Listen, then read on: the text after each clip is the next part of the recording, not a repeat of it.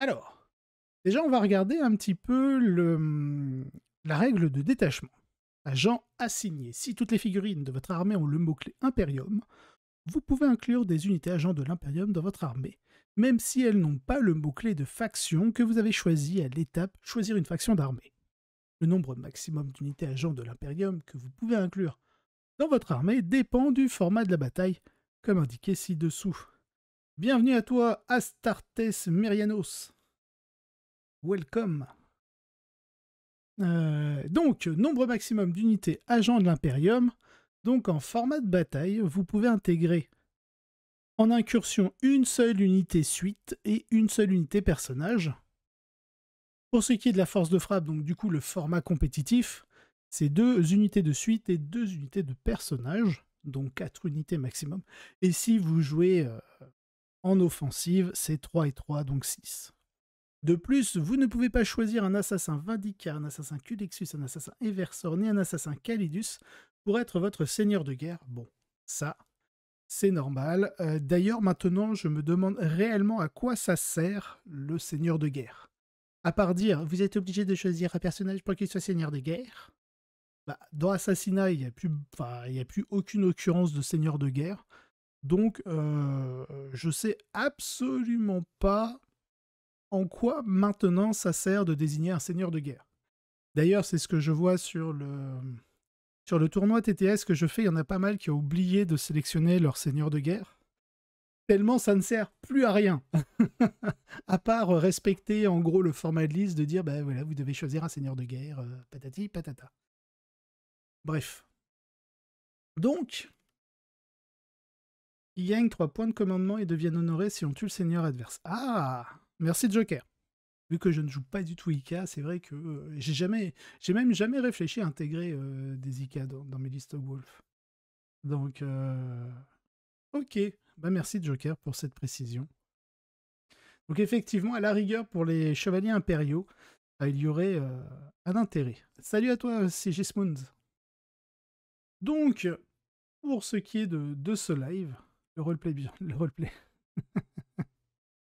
Donc, pour ce qui est de ce live, on va simplement étudier l'index agent Imperium sur le format compétitif, donc sur le format de bataille force de frappe. Donc, on sera limité à maximum 2 unités de suite et 2 unités de personnel. Salut, Sexy Tartiflette. Ah. Hop, alors un autre jour, tu laisseras un message sur le répondeur si c'est important, parce que ton numéro, là, le 01, ça sent la merde. Donc, eh ben on va passer à la suite, pour le coup. Vous avez vu, hein, je vous ai fait des petites animations. Bon, après, c'est tout le temps défendu que je vais faire en animation, parce que j'ai voulu faire le PowerPoint rapidement. Je l'ai fait en même temps que j'écrivais une vidéo. Donc, voilà, je me suis simplifié la vie pour le live. Donc on va commencer. Alors j'ai pris les fiches techniques dans l'ordre de l'index. Voilà, je les ai pas du tout triées du moins intéressant au plus intéressant. Hein, donc voilà. Je vous ai mis quand même les coûts des unités au moment où on fait le live là. Donc pour les personnes qui regarderaient la rediffusion dans 3 mois, bah, vu qu'il y aura des changements de points avec les futurs data slides, forcément les points auront changé. Je ressors d'une session de 2h30 de Dawn of War avec le collègue. Fallait que je me repose le crâne. Ah, Dawn of War, sacré jeu ça. J'avais fait la bêta à l'époque, et puis avec Léo des FNP, on avait fait à l'époque où les salles réseau existaient et étaient nombreuses dans les villes de France.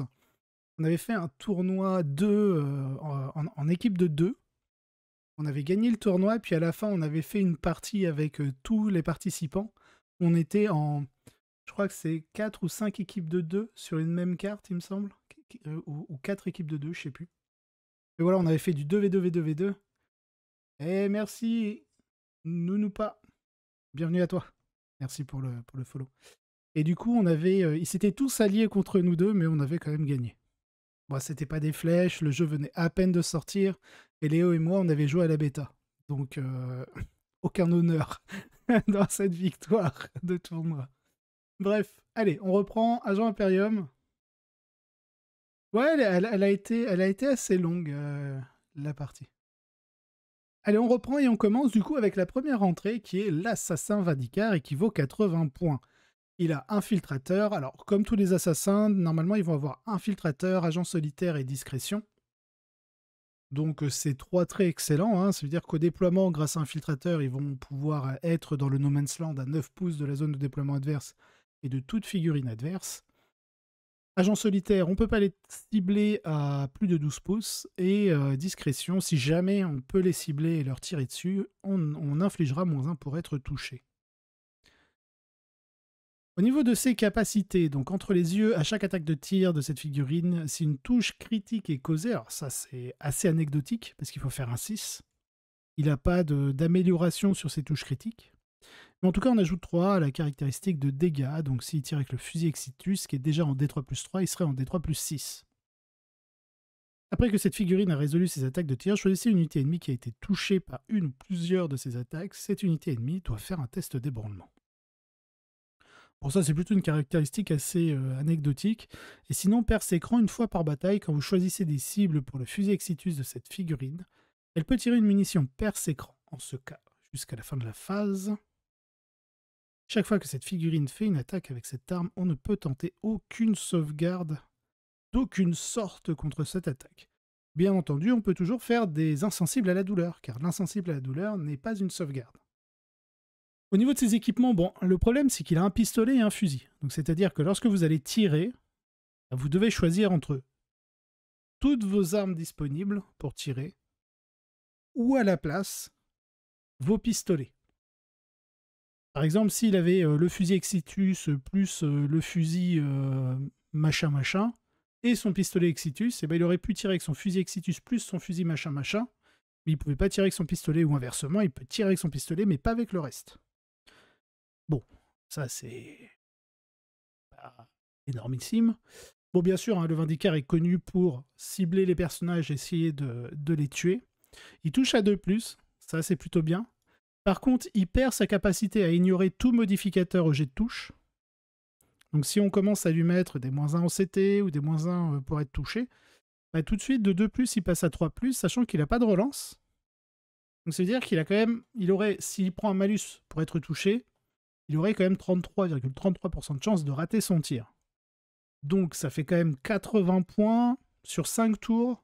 Stat, il y a au moins un tour, pour sûr, où il va rater son tir, si ce n'est pas 2, en fonction de la variable. Après, effectivement, il a lourd. Il a ignore couvert et blessure dévastatrice.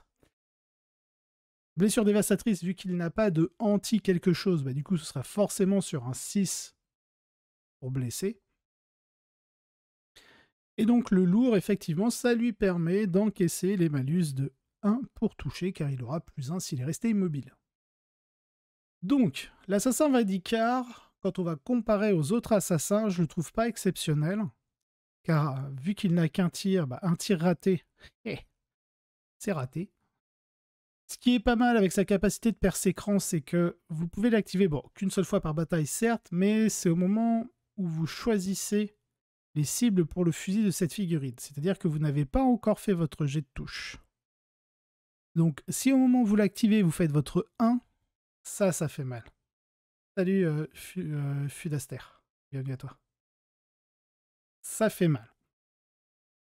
Après, en général, avec une P1-3, ignore couvert, ils seront souvent sur l'invulnérable, donc c'est vraiment si, je sais pas, par exemple, vous tirez sur quelqu'un qui a une invue à 4, que votre adversaire est assez chaud avec ses invues à 4, là vous pouvez tenter de le claquer, mais en général, ils vont avoir des invues à 5, sur des cibles à 2+, ils seront sauvegardés à 5, donc OSEF.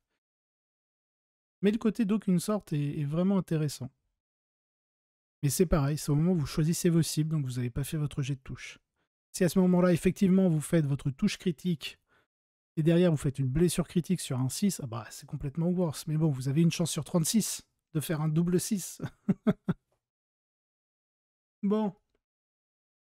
Après, c'est pareil, il n'a pas genre d'anti-infanterie, alors qu'en V9, il touchait à 2+, il blessait à 2+. Et là, en fait, on va blesser sur de la force 7. Et le problème de la force 7, c'est qu'en fait, les personnages, souvent, ils vont être dans des unités de garde du corps. Et si l'unité de garde du corps, bah, par exemple, je prends les gardes fantômes en Eldar qui sont endurance 7, sauf que le Spirit, il a une endurance 3. Normalement, vous le blessez à 2+, mais vu que vous devez blesser sur l'endurance majoritaire des gardes, du coup, vous allez le blesser sur 4+, en fait. Et c'est là où je trouve qu'il y a un petit problème avec l'assassin. En fait, le côté force 7 est problématique pour moi. Il aurait dû soit avoir une capacité qui lui permet justement de blesser plus facilement, ou alors d'avoir un anti-infanterie, par exemple. Parce que l'anti-infanterie, c'est fort dans beaucoup de cas, mais dans d'autres cas, si vous avez des unités montées, et on le voit de plus en plus, hein, par exemple avec les croûtes, hein, ils ont des personnages montés, ou des personnages véhicules, etc., etc. Donc, des personnages monstres aussi.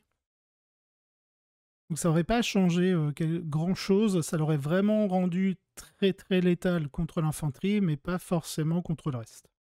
Donc je trouve ça un peu dommage de ce côté-là. Dans tous les cas, à la rigueur, là où je le trouve intéressant pour être joué, ils auraient au moins dû lui mettre anti-personnage. Ah, anti-personnage, ça aurait été violent. Mais ouais, je suis d'accord, anti-personnage. Mais j'aurais trouvé ça violent parce qu'en fait, si tu mets anti-personnage, en fait, lorsque tu as un personnage qui rejoint une escouade, l'unité gagne le mot-clé personnage. Alors, je vais rajouter une précision. Il faut différencier quand vous avez des capacités qui disent figurine personnage.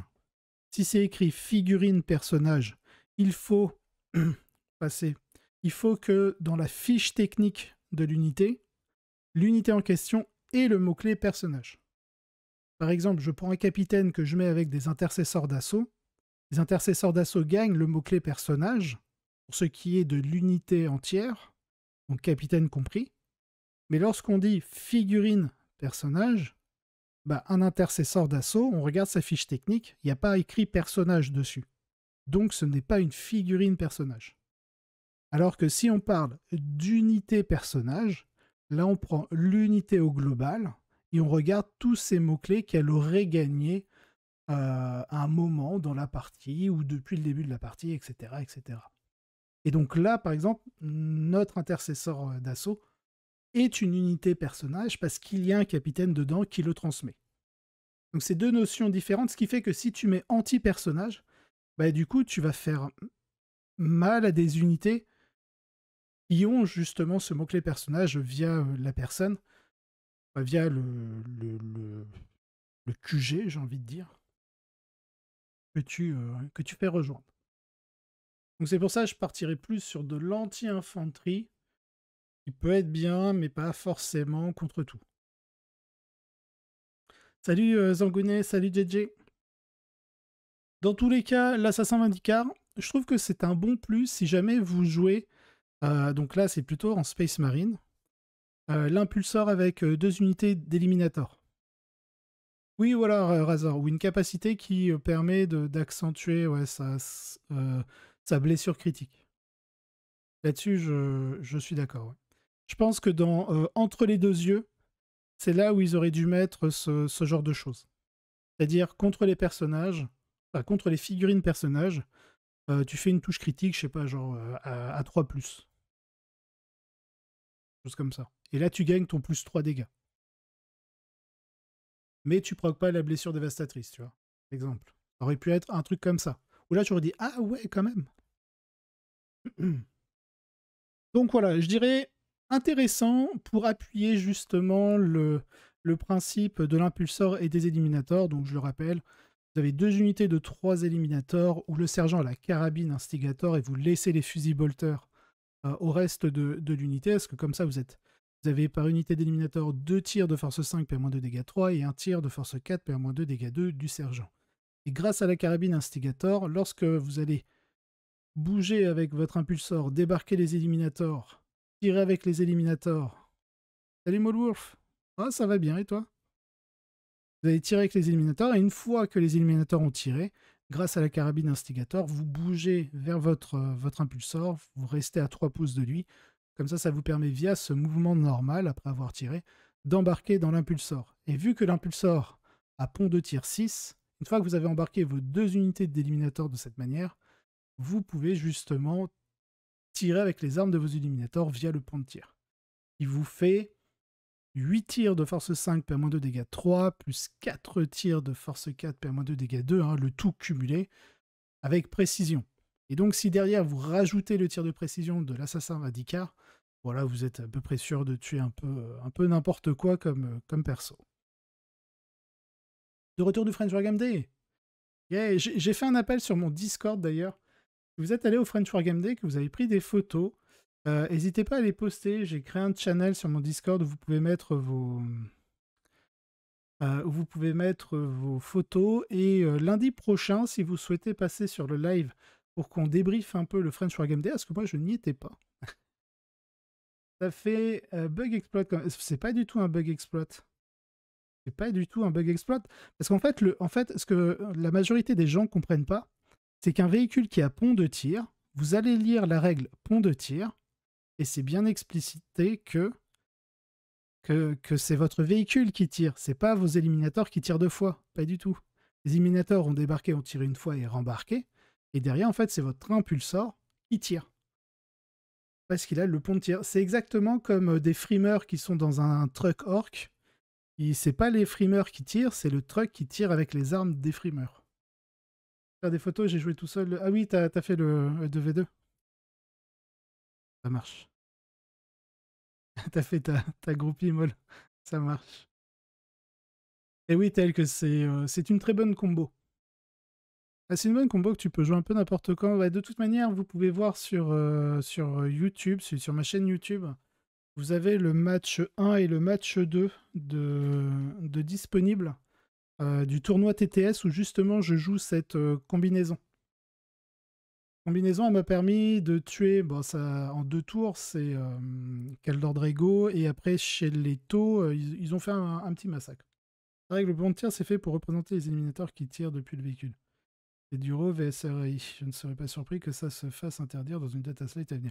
C'est possible, mais du coup, ça voudrait dire revoir le pont de tir. Ça voudrait dire...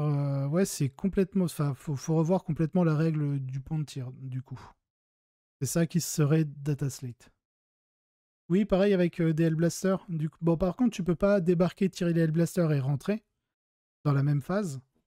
Enfin, tu peux pas tirer et embarquer dans la même phase. Il n'y a pas de capacité... je crois qu'il y a peut-être en Vanguard qu'on peut le faire, mais je suis pas sûr. Pas de souci, Telk. Après, tu peux les faire en avance rapide sur ce qui t'intéresse, ou alors tu changes la vitesse de vidéo, tu la mets en 1.25 ou en 1.5. Mais le principe des Hellblaster dans l'impulsor, c'est qu'en fait, vu que c'est l'impulsor qui tire et qui les véhicule, si jamais tu rates tes tests hasardeux, bah, c'est le véhicule qui prend des blessures mortelles. T'as pas une optimisation en Vanguard? Vu que je joue pas du tout ce détachement, et qu'en compétitif, on joue pas... on n'en voit plus beaucoup des Vanguard déjà, dans un premier temps. Il me semblait qu'il y avait une optimisation... Ah non, c'est peut-être un Vect. Moi, je sais plus. Je sais plus, je vais aller voir. Non, ça c'est la première compagnie. Alors, Vanguard Spearhead. Non, ça c'est Infiltrateur, ça c'est l'Onopé. Durant votre phase de tir, faut être Phobos. Ah bah non, du coup, tu pourrais pas mettre de lieutenant Phobos, enfin, de QG, enfin, de personnage Phobos avec les Blasters.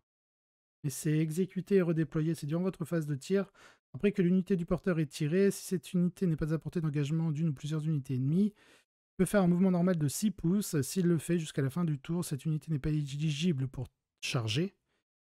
This cannot allow the bearer unit to move more than once. Voilà, et puis tu peux pas bouger plus d'une fois durant ta phase de tir. Donc c'est juste dommage qu'ils aient mis Phobos. Parce que sinon ça aurait fonctionné. Avec les Hellblasters. Bref. Alors. Ah oui, tu peux descendre et tirer. Oui, oui, ok. Comme ça, oui. Oui, oui, oui. Oui, mais je veux dire, tu vois, en fait, l'objectif, c'est de pouvoir débarquer à la phase de mouvement pour qu'ensuite, en phase de tir, tu puisses tirer et rembarquer. Comme ça pourrait te permettre de faire un double tir. Games pourrait fac le mouvement d'après-tir en retirant le terme de mouvement normal après-tir, ce qui empêcherait de réembarquer. Alors attention, parce que tu peux embarquer... Alors attends. Le rembarquement... La phase de mouvement, c'est pas là. Transport. Embarquer, c'est si tu as fait un mouvement normal d'avance ou de retraite. Eh, mais... Salut Obira, salut les Raiders, bienvenue sur le live. Donc en gros, il faut... Alors, pour le cas des éliminateurs, oui, si tu enlèves le côté mouvement normal, ça casse un peu ça. Mais après, il faut aller vérifier s'il n'y a pas d'autres unités qui potentiellement pourraient faire ça avec un mouvement d'advance ou de retraite. Si tu vois ce que je veux dire. Mais en soi, tout le monde... Enfin... tout le monde, non, c'est faux. Minorité de personnes trouvent cette combo d'éliminator pétée, alors qu'en vrai, elle n'est pas si pétée. Hein. Elle est forte contre les personnages. Mais quand vous regardez, en fait, vous avez 8 tirs. Vous avez 12 tirs. Vous avez un volume de 12 tirs, vous en avez 8 de force 5 et 4 de force 4. Et bien, sur mes matchs, genre Death Guard, alors bon, avant le tournoi, j'avais joué contre de la Death Guard. Pendant le tournoi, j'ai fait Chevalier Gris et Tau. Bah, en vrai, chaque personnage sont endurance 5. Donc ça veut dire que les 4 tirs de force 4 vont blesser sur 5+, et les 8 tirs de force 5 vont blesser sur 4+. Donc ça veut dire que sur les 4 tirs, vous en avez entre 1 et 2 si vous avez de la chatte. Donc j'ai envie de dire 1 qui blesse. Sur les forces 5, vous en avez 4 qui blessent. Derrière, vous êtes PA-2. Bon, le GK, il a l'armure du mépris, donc ça fait PA-1, donc il sauvegarde à 3+. Le taux, il a des invus à 4, donc il save à 4. Il n'y a que le Death Guard qui serre les fesses. Après, contre le reste, contre des Marines, en général, vous êtes en transport, vous débarquez et vous chargez, donc ça laisse pas le temps aux gars. Contre mes unités montées, bah, tous ces tirs vont blesser à 5. Et j'ai des gars, enfin mes 2 QG, il y en a un qui a 5 points de vie et l'autre à 7. Qu'est-ce que je pense à d'autres personnages? L'Astra Militarum, en général, c'est des platoons command squad. Bon, c'est pas super intéressant de les tuer, hein. Et voilà. Il y a Lilith, c'est Sperax. Si vous arrivez à la choper après qu'elle ait débarqué et chargé, c'est intéressant. Enfin voilà, c'est pas dingue non plus. Hein. Je pense au garde fantôme, bah, vous êtes force 5 contre endurance 7, bah, vous blessez à 5 en fait le spirit. Donc en fait, c'est souvent les gens sont là, waouh, c'est trop fort. En fait, oui, c'est intéressant, c'est bien, ça fait un volume de tir, mais c'est pas non plus broken. Quand vous regardez en moyenne sur combien vous allez blesser, sachant que vous n'avez pas de relance blesse, hein, donc c'est nature peinture. Hein. Ouais, tu as le petit Vec, infiltration, le Lonope aussi. Et Cobalt. Oui, oui, oui. Le codex agent impérial n'est pas du tout sorti et c'est pareil, c'est que de la rumeur. Je suis allé voir un petit peu les images sur les leaks, enfin sur le leak en vrai, sur le leak agent impérial. En gros, il y a un tas de feuilles où vous avez 2 planches où clairement c'est agent impérial, mais en fait on sait même pas si c'est un codex. C'est 2 planches. Et en gros, ça sort d'impression. Vous avez les mêmes 2 planches plusieurs fois de suite. Et en gros, ça peut très bien être pour un White Dwarf, en fait. C'est pas forcément un codex. On n'en sait rien. C'est tout le monde suppose un codex, parce que oui, ce serait trop bien s'il sortait un codex agent impérial. Mais je doute fortement qu'ils nous sortent un codex. Alors, ce serait très bien hein, s'ils le font. J'en doute. Je croirais plus au côté index White Dwarf que du codex. JJ, c'est possible. En fait, si tu joues Arquebus, c'est plus pour aller casser des figurines et amocher des véhicules ou des monstres. Parce que du coup, tu n'as pas la précision sur les Arquebus. Mais en soi, si, ça peut être très bien avec les Arquebus. Moi, je voulais juste avoir une unité qui casse des personnages. Je veux dire que c'était la patrouille agent impérial du dernier White Dwarf. La patrouille agent impérial? Non, non, non. Non, non, c'est juste que c'est déjà arrivé dans d'autres versions où Games sort un index d'une faction sur le White Dwarf. J'ai investi dans l'acquisition, il y a Methusalem, j'espère qu'ils vont les ressortir, clairement. Alors moi, je serais le premier à être ravi, hein. Mais je suis pas du genre à m'emballer, surtout sur aussi peu d'informations. Déjà, c'est une photo qui est de mauvaise qualité, et on peut pas déterminer si c'est un codex ou une suite d'index via White Dwarf. Enfin voilà, en fait, faut penser aussi à tout l'historique de Games, où ils nous ont déjà pondu des règles de faction, V9 compris d'ailleurs, hein. En V9, on avait des petits chapitres de fondation Space Marine, genre les Silver Templars par exemple, leurs règles sont sorties dans des White Dwarf. Il y avait aussi Emperor of Spear, qui est une fondation Ultramarines, un truc comme ça. Il y a les Wolf Spear aussi, des Space Wolves, qui sont sortis en White Dwarf, qui étaient bien nuls à chier. Euh, Donc voilà, c'est pas impossible. Donc c'est pour ça que je préfère rester un peu ouvert sur les suppositions. Alors clairement, ils vont sortir quelque chose sur les agents impériaux, et moi je trouve ça trop bien. Après, sous quelle forme, j'en ai aucune idée. Après, les suspicions viennent d'un pack de rumeurs sorties il y a quelques mois et qui, pour l'instant, sont toutes vraies. Oui, oui, oui, non, mais tant mieux, hein. Si elles sont toutes vraies, voilà. Et Wolfspear. Ouais, clairement. Bon, reprenons notre sujet. L'assassin Vindicar, donc voilà, en dehors de cette combo d'éliminator où on peut amener le Vindicar en support supplémentaire, pourquoi pas? Sachant que de base, la combo éliminator avec l'impulsor, les deux escouades plus l'impulsor, c'est 205 points, donc plus l'assassin, on est quand même sur un budget de 280 points. On se rapproche des 300 points, ça reste convenable. Ensuite, on va passer à un autre assassin qui fut mon assassin favori de la V5 à la V8. Ouais, à la V8. Je crois que je l'ai pu jouer en V9. Et je l'ai joué jusqu'à fin V8. Et non, ce n'est pas les verseurs, c'est le Culexus. Le petit cucu. Frappe en profondeur.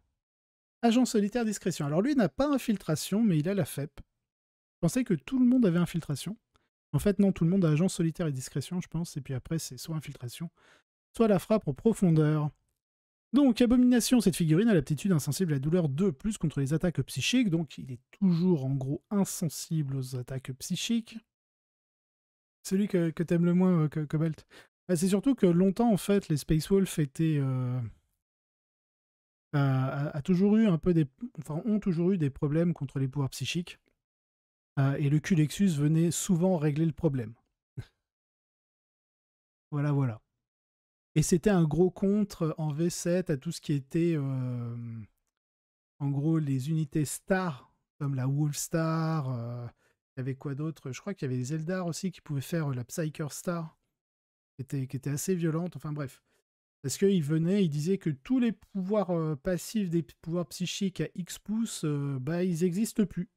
Voilà, vous ne les avez plus. Donc t'es là, tu fais « Ah, on a un problème, Houston. » Ah oui, oui, oui, oui, oui, oui. Bah, en V7, en fait, ça pouvait aussi t'enlever tes pouvoirs à toi, donc du coup, tu l'envoyais ailleurs.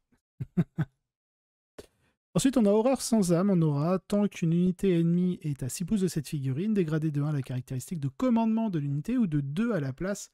Si l'unité est un psycheur de plus, une fois par bataille au début de n'importe quelle phase de commandement, cette figurine peut utiliser cette aptitude. En ce cas, chaque unité à 6 pouces de cette figurine doit faire un test d'ébranlement.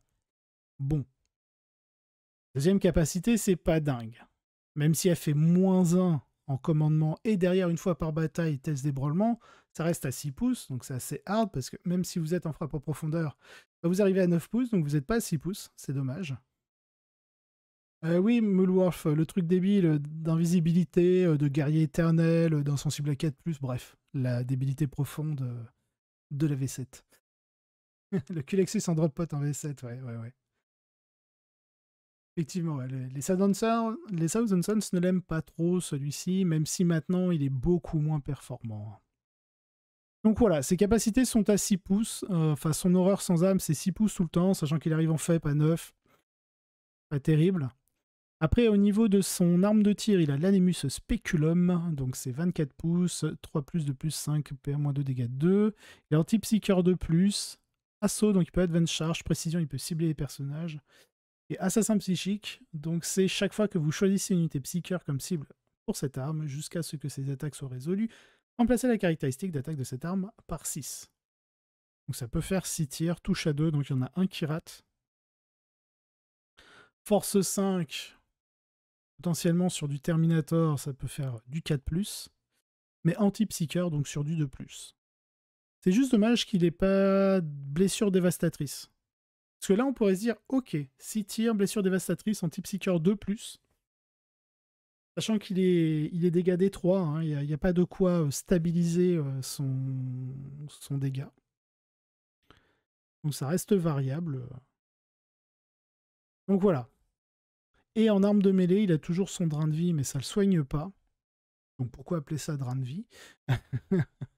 Là, il est blessure dévastatrice, par contre, et anti-psycheur, et précision. Donc en fait, il serait meilleur au corps à corps qu'au tir, quelque part. Pour seulement 4 attaques, 2 force 4, PA-2, dégâts 2, touche à 2. Sur le spéculum. Je ne répondrai pas, sexy. C'est ça, drain de vie ne le soigne même pas. Alors, Abomination, c'est une bonne capacité. Horreur sans âme, je trouve ça nul. Il est bon au corps à corps. Il est intéressant au tir, mais sans plus. Bon. Et on le paye 5 points de plus qu'un Vindicar. Le Vindicar, on peut au moins le mettre avec la combo Impulsor Eliminator. Là, la 5-5 Lexus, je ne sais pas avec quoi le mettre. À la rigueur... Ben non, parce qu'il est agent assigné, il peut pas rejoindre d'unité, il n'est pas meneur. Donc, voilà. On va passer. Je le trouve pas du tout excellent. Même si je l'aime beaucoup. Allez, le prochain. Celui qui, je trouve, a la meilleure dégaine des 4 assassins. Je trouve beau gosse. Il tire comme un dingue. Il met des grosses patates. Alors, franchement, il fait combien de morts par tour? 3 si c'est des psycheurs, pas ouf. C'est ça. On est d'accord que si une unité non psy menée par un psy est blessée crit sur 2+ aussi. Oui, oui, oui, oui. Un psycheur qui rejoint une unité qui n'est pas psycheur, il transfère son mot-clé. Et donc le beau gosse du game, chez les assassins, exactement Razor, c'est les Versors. Il a la classe. Il a un petit côté Freddy Krueger avec son espèce de griffe, là, ici, là. Aïe, aïe, aïe, aïe. Bref, alors, déjà il est à 75 points. 75 points, c'est vraiment pas cher. Alors, il n'a pas infiltrateur, il n'a pas discrétion, tiens, voilà. Mais il est agent solitaire. Il a destruction néfaste, donc quand il meurt, potentiellement il peut exploser. Ensuite, il a sa capacité Friendzone. À votre phase de commandement, choisissez un des effets ci-dessous à appliquer jusqu'au début de votre prochaine phase de commandement. Ouais, il a pas la FEP non plus, mais il bouge de 9 et il a éclaireur 9 pouces, donc il fait déjà 18 pouces. T1, potentiellement. Il est agent solitaire, donc il a le temps de voir venir, pour au moins faire une charge tour 2, je pense. Donc parmi ces 3 capacités que vous pouvez choisir, il a poussée d'adrénaline, il est éligible pour charger à un tour où il a avancé.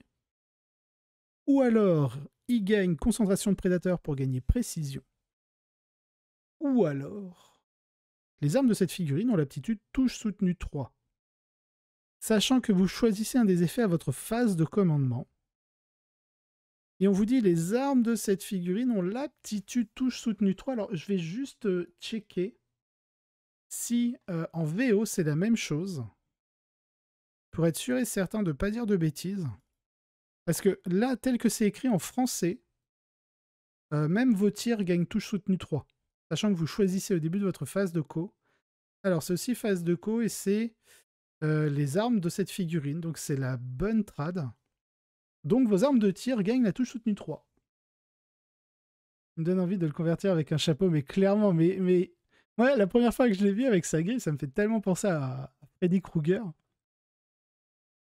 Donc, ouais, un petit chapeau, tu mets une espèce de peau un peu dégueulasse sur son crâne, et puis voilà. Hein. Ensuite, deuxième capacité matrice sentinelle. Une fois par tour de bataille, vous pouvez cibler cette figurine avec le stratagème tir en état d'alerte ou intervention héroïque pour 0 point de commandement. Vous pouvez même le faire si vous l'avez déjà fait.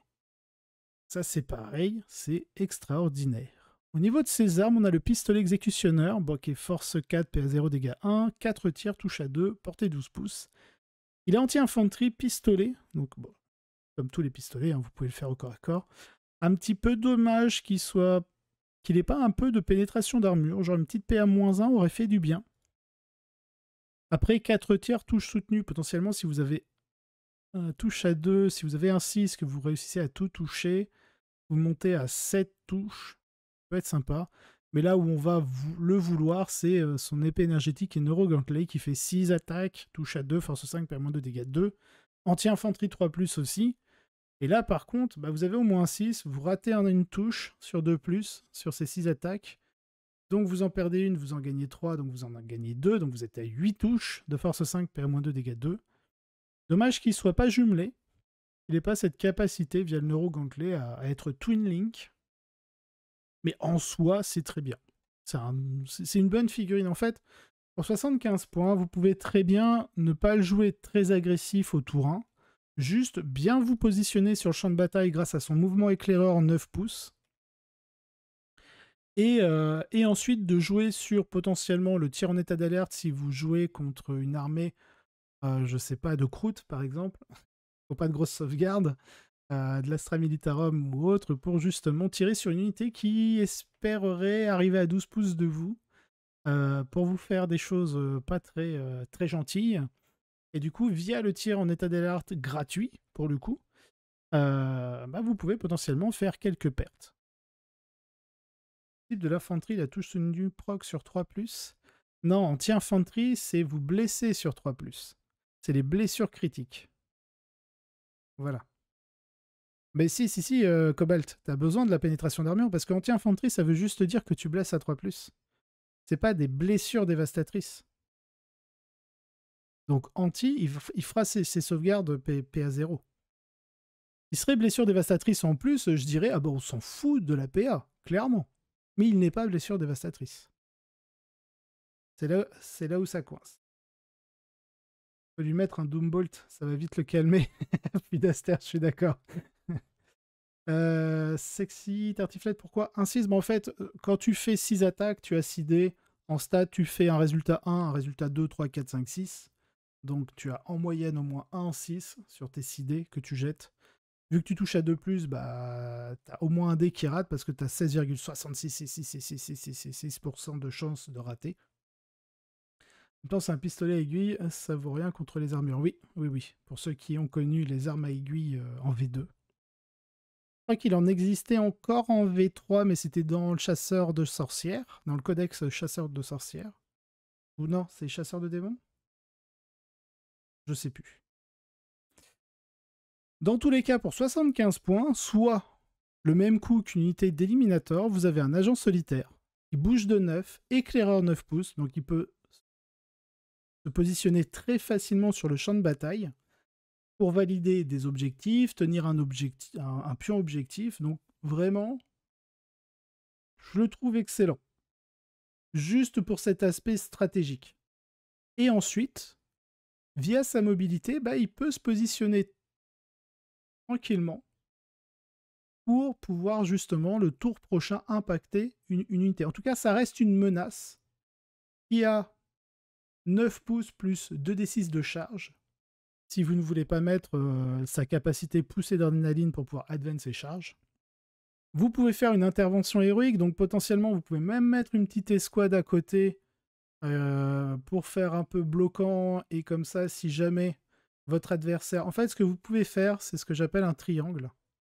Alors en fait, c'est lié à la cohésion. C'est-à-dire que vous mettez une unité qui est devant lui, vous positionnez votre adversaire derrière l'unité, mais en fait, vous utilisez la cohésion pour permettre à l'adversaire de faire l'intervention à 6 pouces derrière.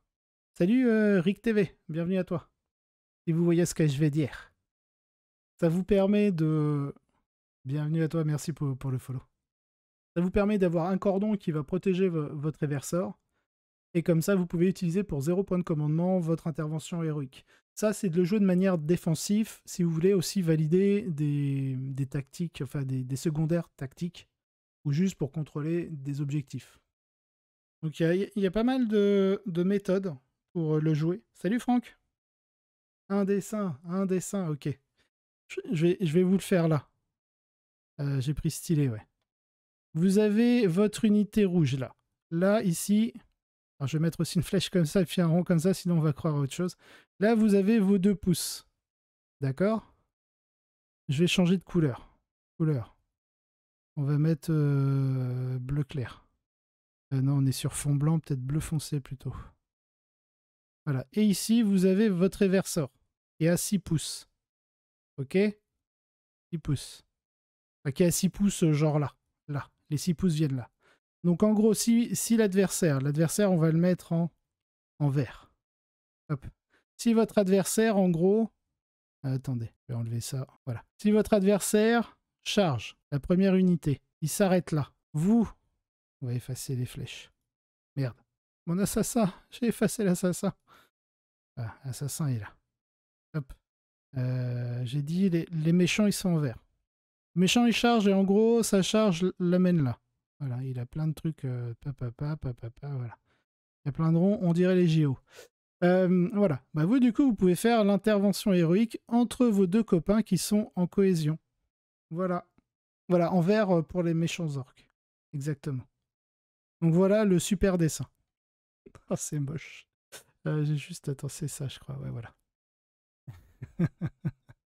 Voilà, je vous ai fait le dessin. C'est un leak ou c'est l'index? C'est l'index, c'est l'index. Vous avez la même question en arrivant.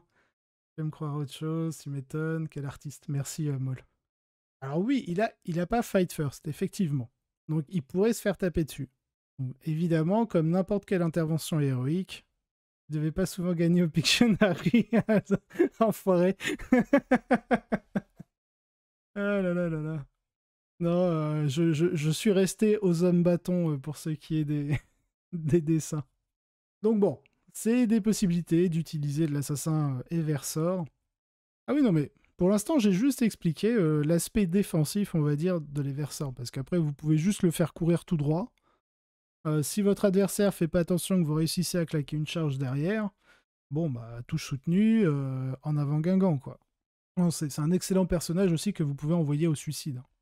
Mais, au vu de la force de ses attaques, du nombre de tirs, de la touche soutenue 3, le fait qu'il a pas de relance de jet pour toucher, en général, il est excellent pour aller casser des cordons. Vous avez besoin de faire passer des unités lourdes, bah vous envoyez votre Eversor au casse-pipe et il va vous déblayer des cordons, ce sera nickel.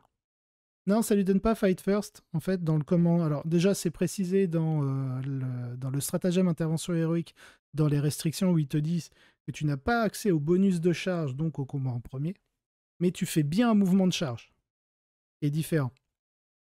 Et dans le commentaire de règles, ils ont précisé que ce que l'on appelle le bonus de charge, c'est lorsque vous gagnez combat en premier via votre charge. Et c'est tout. Donc, si vous avez 75 points, franchement, l'Eversor est pas mauvais. C'est un agent solitaire et une bonne mobilité. Donc, efficace. Et il casse des cordons assez facilement. C'est ça, Zagging. Il est efficace pour gérer les unités MSU. Alors, MSU, c'est pour Multiple Small Unit, donc de multiples petites unités. Alors ensuite, on va passer à un autre assassin. C'est le dernier, du coup. Celui qui est le plus joué. Un agent solitaire pour toi, un ver solitaire pour l'ennemi. C'est joliment dit, Cobalt. Et maintenant, la plus jouée. On l'appelle Bella. Je sais pas comment on l'appelle en vrai. Hein. La Calidus. La petite Cacalidus. La reine. Résumé en intervention héroïque, l'unité peut se faire Overwatch, mais ne gagne pas combat en premier. C'est ça. Alors, la Calidus, bon, elle a tout de bien. Hein. Frappe en profondeur, combat au premier, infiltrateur, agent solitaire, bah, elle n'a pas la discrétion. Mais ça, on s'en fiche. Ensuite, elle a la confusion règne, donc une fois par bataille. En gros, c'est ce qu'on appelle le vect. C'est-à-dire que lorsque votre adversaire utilise un stratagème, vous faites confusion règne, et les prochaines fois qu'il souhaite utiliser ce stratagème, il devra payer 1 point de commandement de plus. Du maître Gims. Il chante ça? C'est lui qui chante ça, là, Bella, là? Edus, c'est mon nom, et auto-include, c'est ma réputation. Effectivement, c'est exactement ça. Donc, je souhaite aussi donner une précision par rapport aux capacités de Vect, comme ça. Lorsque vous jouez des unités qui vous permettent de réduire le coût des stratagèmes, comme le capitaine par exemple avec son rite de bataille, si jamais vous utilisez un stratagème qui a été Vect précédemment, en utilisant le rite de bataille, en fait, le Vect, ça fonctionne comme un modificateur. C'est-à-dire que le rite de bataille qui vous permet d'utiliser pour 0 point de commandement un stratagème n'est pas un modificateur, parce que il dit pas qu'il réduit à 0 point de commandement le stratagème. Il dit juste que vous pouvez utiliser un stratagème pour 0 point de commandement. Donc c'est pas une réduction. Donc ce n'est pas une modification. Par contre, le Vect est un modificateur, donc vous payez effectivement 0 point de commandement, mais derrière, qui dit modificateur d'addition, on applique le modificateur, donc 0 plus 1, comme le dit Molwurf. Donc vous allez quand même payer votre stratagème pour 1 point de commandement. Alors si jamais c'est un stratagème qui coûte de base 2 points de commandement, effectivement, ça reste tout de même une réduction, parce que vous allez le payer que 1 point de commandement via le rite de bataille du capitaine, mais le modificateur du Vect s'applique. Voilà. Donc, comme ça, au moins, c'est dit. Et ça évitera d'aller embêter des arbitres de la FEC pour ce genre de choses. Ensuite, on a Polymorphine. À la fin du tour adverse, si cette figurine n'est pas... enfin, là, ils ont oublié le n'est pas. Ah non, n'est à portée d'engagement d'aucune unité ennemie, vous pouvez la retirer du champ de bataille, puis à l'étape des renforts de votre prochaine phase de mouvement, placez-la n'importe où sur le champ de bataille à plus de 9 pouces à l'horizontale des figurines ennemies. Si la bataille prend fin et si cette figurine n'est pas sur le champ de bataille, elle est détruite. Donc clairement, c'est comme la capacité des scouts en mieux, avec son polymachin. C'est comme les scouts en mieux, parce que les scouts, eux, peuvent partir s'il n'y a pas d'unité ennemie à 6 pouces d'eux. Donc des fois, il suffit qu'une unité ennemie se mette à 6 pouces de scout pour ne pas pouvoir justement les envoyer en réserve stratégique. Là, en l'occurrence, peu importe, du moment qu'elle n'est pas engagée, elle se barre et elle va ailleurs. C'est ça, bisous, je m'en vais. Allez, Q+. Donc déjà, rien que cette capacité, le fait qu'elle ait aussi frappe en profondeur, bon, de base, la capacité lui permet d'arriver n'importe où sur le champ de bataille. Mais en gros, ils auraient pu mettre pour Polymorphine, elle part en réserve stratégique et elle doit revenir à votre prochaine phase de renfort. Et vu qu'elle aurait FEP, via les commentaires de règles, elle pourrait arriver où elle veut. Il y a encore les problèmes. Ah là, c'est 2 minutes. Parce que au dernier stream, il y avait 3 minutes de pub, je crois.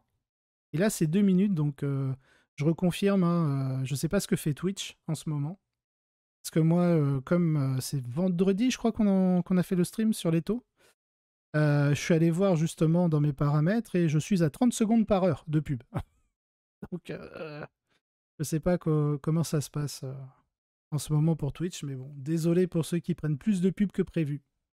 Ah là là. Bon, de toute manière, je vais vous attendre un petit peu. Voilà, on va attendre. Désolé pour autant de temps de pub. Mais je suis bien allé voir mes temps de pub et je suis à 30 secondes de l'heure. Ok, bon, dites-moi si c'est bon pour vos pubs. Ah, normalement, ceux qui sont abonnés, vous ne devriez pas avoir de pub. Alors c'est pareil, si jamais vous êtes abonné et que vous avez chopé une pub, c'est bizarre. Ouais. Ok, bon, du coup, avec le Prime, vous en avez pas. Oui, c'est vrai qu'ils peuvent rien dire s'ils ont la pub, ils m'entendent pas. C'est 9 de 3 secondes, ça va. 2 minutes. T'as dit ça il n'y a pas si longtemps. 9 de 10 secondes, 90. Ça fait 90 secondes, ça fait 1 minute 30. De retour. Ah, voilà, on vous attendait. Ni abo ni pub. Bah écoute, pour l'instant, croise les doigts, Razor. Bah attends, t'as peut-être... si, t'as un Prime. Après, c'est peut-être pas chez moi que tu l'as mis. Petite question sur la réduction du coût en points des strata. Oui, vas-y, Fudaster. Donc, j'en étais à Polymorphine, mais vas-y. Pour Polymorphine, donc je disais, ils auraient pu réduire le texte en disant qu'elle part en réserve stratégique pour revenir à la prochaine phase de renfort, enfin la prochaine phase de renfort, parce que vu qu'elle a frappe en profondeur, bah, même si elle est en réserve stratégique, elle aurait pu arriver n'importe où à 9 pouces de toute figurine ennemie. Voilà. L'écho du Warp des Thousand Suns est touché pareil par la Calidus. Alors, du coup, je vais ouvrir l'index TS. KO, Thousand Suns, Thousand Suns. Je vais le prendre en VO pour être sûr. Alors, Echo from the Warp. Vous utilisez ce rituel pour 0 PC. Même si... Ouais, exactement. Tu payes +1. Tu fais 0 +1, Fudaster. Il faut que ça soit un tactique de bataille pour être la cible du Vect, c'est ça? Oui, Sexy Tartiflette. Oui. Tu ne peux Vect que... Attends, quoique... Oui, si. Tu ne peux Vect que les tactiques de bataille, parce que vu qu'on ne précise pas dans la capacité un nom de détachement, donc ça ne peut être que des tactiques de bataille. Alors par contre, Fudaster, si le stratagème que tu utilises n'est pas tactique de bataille, il ne pourra pas être... Enfin, si c'est pas un tactique, ouais, il ne pourra pas être Vect. Hein. Du coup, on peut pas l'Overwatch. Alors, si elle est à moins de 12... Enfin, si tu es à 12 pouces ou moins, tu peux l'Overwatch. Par contre, si tu es à plus de 12 pouces, vu qu'elle est agent solitaire, tu ne peux pas l'Overwatch.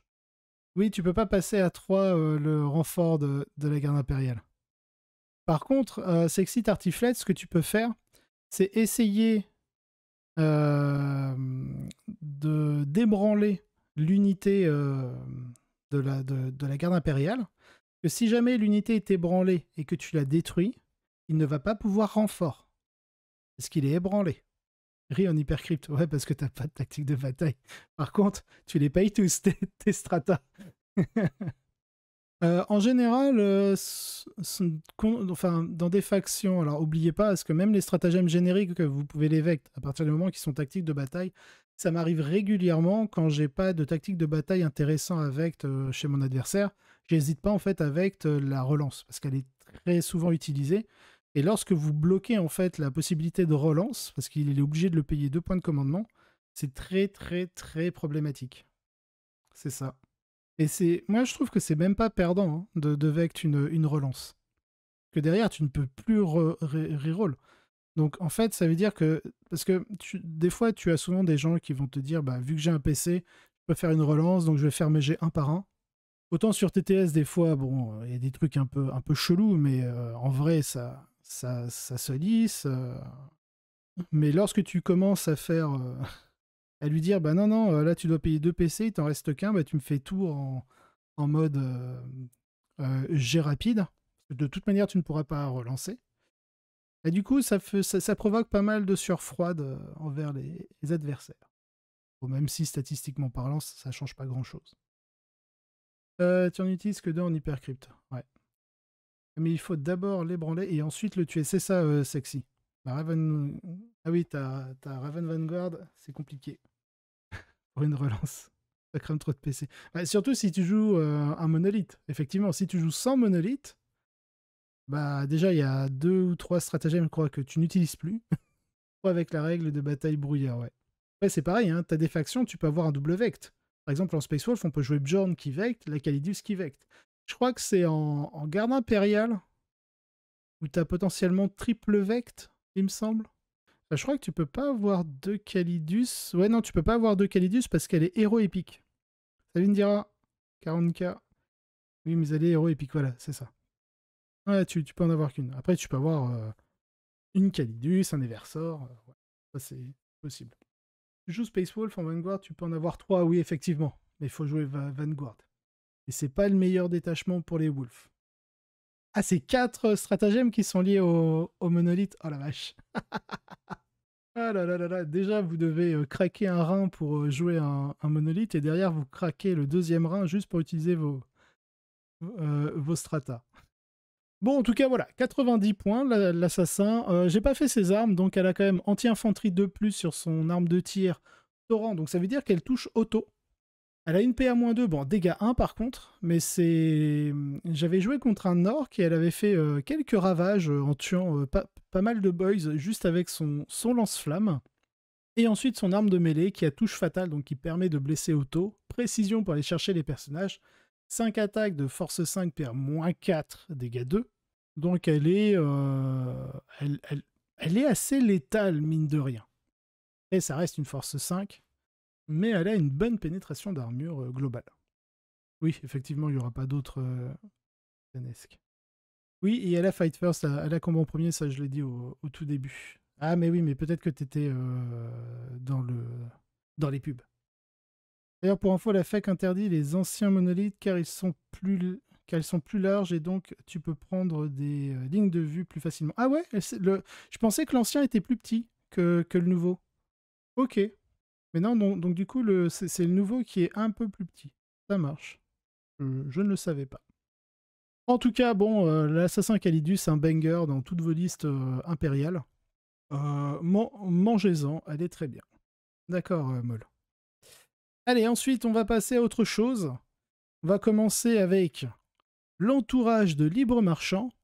Ils ont un filtrateur et ils sont meneurs. Donc en gros, c'est un regroupement de figurines où vous avez le Libre Marchand qui est un personnage. Les autres ne le sont pas. Ils sont infanterie, suite, etc., etc. Mais déjà, ils sont au moins un filtrateur de base. Donc même si vous ne les jouez pas en tant que meneur, ils peuvent s'infiltrer. Ensuite, on a accord clandestin. Tant que cette unité mène une unité, les figurines de cette unité ont l'aptitude d'infiltrateur. Sinon, ce ne serait pas logique de les mettre en meneur lorsqu'ils ont un filtrateur. Du coup, en rejoignant une unité qui n'est pas infiltrateur, et bah, du coup, ils perdent l'infiltration quelque part. D'accord, Franck. Ensuite, on a concession commerciale. Si votre armée inclut une ou plusieurs unités ayant cette aptitude après que les joueurs se sont déployés, choisissez des 3 unités ligne Imperium de votre armée et redéployez-les. Vous pouvez utiliser cette aptitude pour placer les unités choisies en réserve stratégique, quel que soit le nombre d'unités se trouvant déjà en réserve stratégique. Si les 2 joueurs ont des aptitudes qui redéploient des unités, tirez au dé le gagnant choisi qui redéploie ses unités en premier. Et du coup, on a quelqu'un qui a un sérum de soins dans ses équipements. Les figurines de l'unité du porteur ont l'aptitude insensible à la douleur 5+. Donc ça, c'est pas mal. Si vous réussissez à avoir une unité de ligne Imperium, il est meneur. Attends, je sais pas si lui... Je crois qu'il peut rejoindre des lignes Imperium.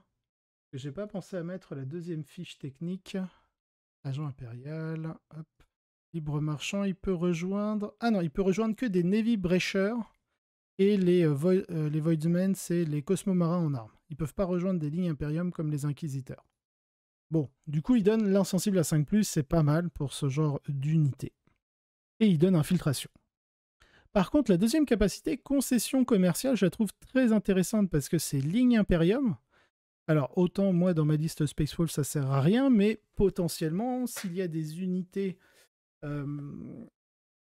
de ligne, par exemple en Custodes, ça pourrait permettre de redéployer les gardes custodiens, qui sont des unités de ligne, ou les... Puis c'est les prosécuteurs, je crois, qui sont de ligne. Ah, par rapport à la règle d'armée, tu as raison. Vu qu'ils sont suite et personnages, ils prennent 2 slots. Ça, c'est un peu dommage. Et prosécuteurs, c'est bien ça. C'est vrai qu'ils sont suite et personnages, donc pour moi, ils prennent 2 slots. Voilà, bon, en tout cas, moi, je voulais mettre l'accent, c'était sur la concession commerciale qui permet justement d'avoir l'accès à un redéploiement et une mise en réserve qui est très intéressant. Après, rien que cette unité, comme vous le voyez, elle coûte 105 points. Je trouve ça un peu cher pour une unité qui a... Elle a combien de figurines? Elle a 4 figurines. 4 figurines pour 105 points. On verra plus tard, il y a une autre unité où il y a 4 figurines et elle vaut que 4 points. Bon, moins d'aptitude que celle-ci, certes, et du coup c'est plus intéressant. Par contre, l'aspect redéploiement est vraiment, vraiment bon. Au niveau des armées qui ont, des unités de ligne, je vois les Custodes, où ça peut être sympa. Il me semble que j'avais fait une liste, j'avais vu une liste qui avait fait un bon résultat il y a quelques temps, où ils jouaient justement un entourage de libre marchand. Il me semble que c'était chez les Custodes. Parce qu'en Space Marine, en général, c'est des unités qui vont être transportées, les unités de ligne, ou alors qui vont occuper la zone de déploiement sans plus. Ça peut être bien en GK, effectivement, avec les Terminators, les Chevaliers Gris. Oui, les Armigers. Les Armigers, Aster et Elvériens. Tu as aussi l'Astra Militarum, via les infanteries, à la rigueur. Oh, l'Adeptus Mechanicus. L'Adeptus Mechanicus, parce que je crois dans un détachement. Adeptus Mechanicus pour les Vanguard et les patrouilleurs et les Rangers. Il est où mon codex? Il est là. Skitari Hunter Cohort, je crois que c'est eux. Ouais, voilà. Clandestine Infiltrator en optimisation, il gagne Infiltration et Scout 6. Donc du coup, tu peux repositionner une unité de patrouilleur ou de ranger qui aurait un personnage avec Clandestine Infiltrator qui donnerait Infiltrator et Scout 6 à l'unité. Donc à la rigueur, je pense que ouais, ce sont les seules factions où c'est intéressant d'avoir ce type d'unité. Ravenwing sont en ligne aussi, non? Ravenwing, ouais, si tu joues en compagnie Hunter, dans le codex, tu joues en français, ça va être la compagnie de chasseurs, je pense. Et donc, du coup, vu que tu gagnes ligne sur les Black Knight et les... Non, si Black Knight et Outrider. Alors, Outrider sur Black Knight, je sais plus. Dark Angel, qu'est-ce qu'on avait vu dessus? Uniquement Outrider, c'est ça? Ouais, non, il y a uniquement Outrider. Donc à la rigueur, si tu veux redéployer des Outriders... Là, j'étais en train de regarder Inner Circle s'ils mettaient les Terminators en ligne, mais non. Non, non, non. Donc ouais, à la rigueur, en compagnie Hunter, si tu joues Outrider, mais c'est pas... En général, j'encourage plutôt à jouer des Chevaliers Noirs Ravenwing avec l'escouade de commandement, évidemment. Mais c'est tout. Hey, salut Goldmag, bienvenue à toi. Un petit que je n'avais pas vu, bien intéressant en effet en custo, ouais. Après en custodes, bon, on verra, il y a la dame inquisitrix Kyria Draxus qui est excellente. Donc en général, tu as déjà 2 slots de personnages pris en custo, mais potentiellement, si tu veux pas jouer de Calidus ou tu veux pas jouer Kyria, tu peux jouer de l'entourage de Libre Marchand si tu veux du redéploy. Donc c'est assez tricky. Ensuite, on va passer à une autre unité qui est les Cosmo-Marins en armes.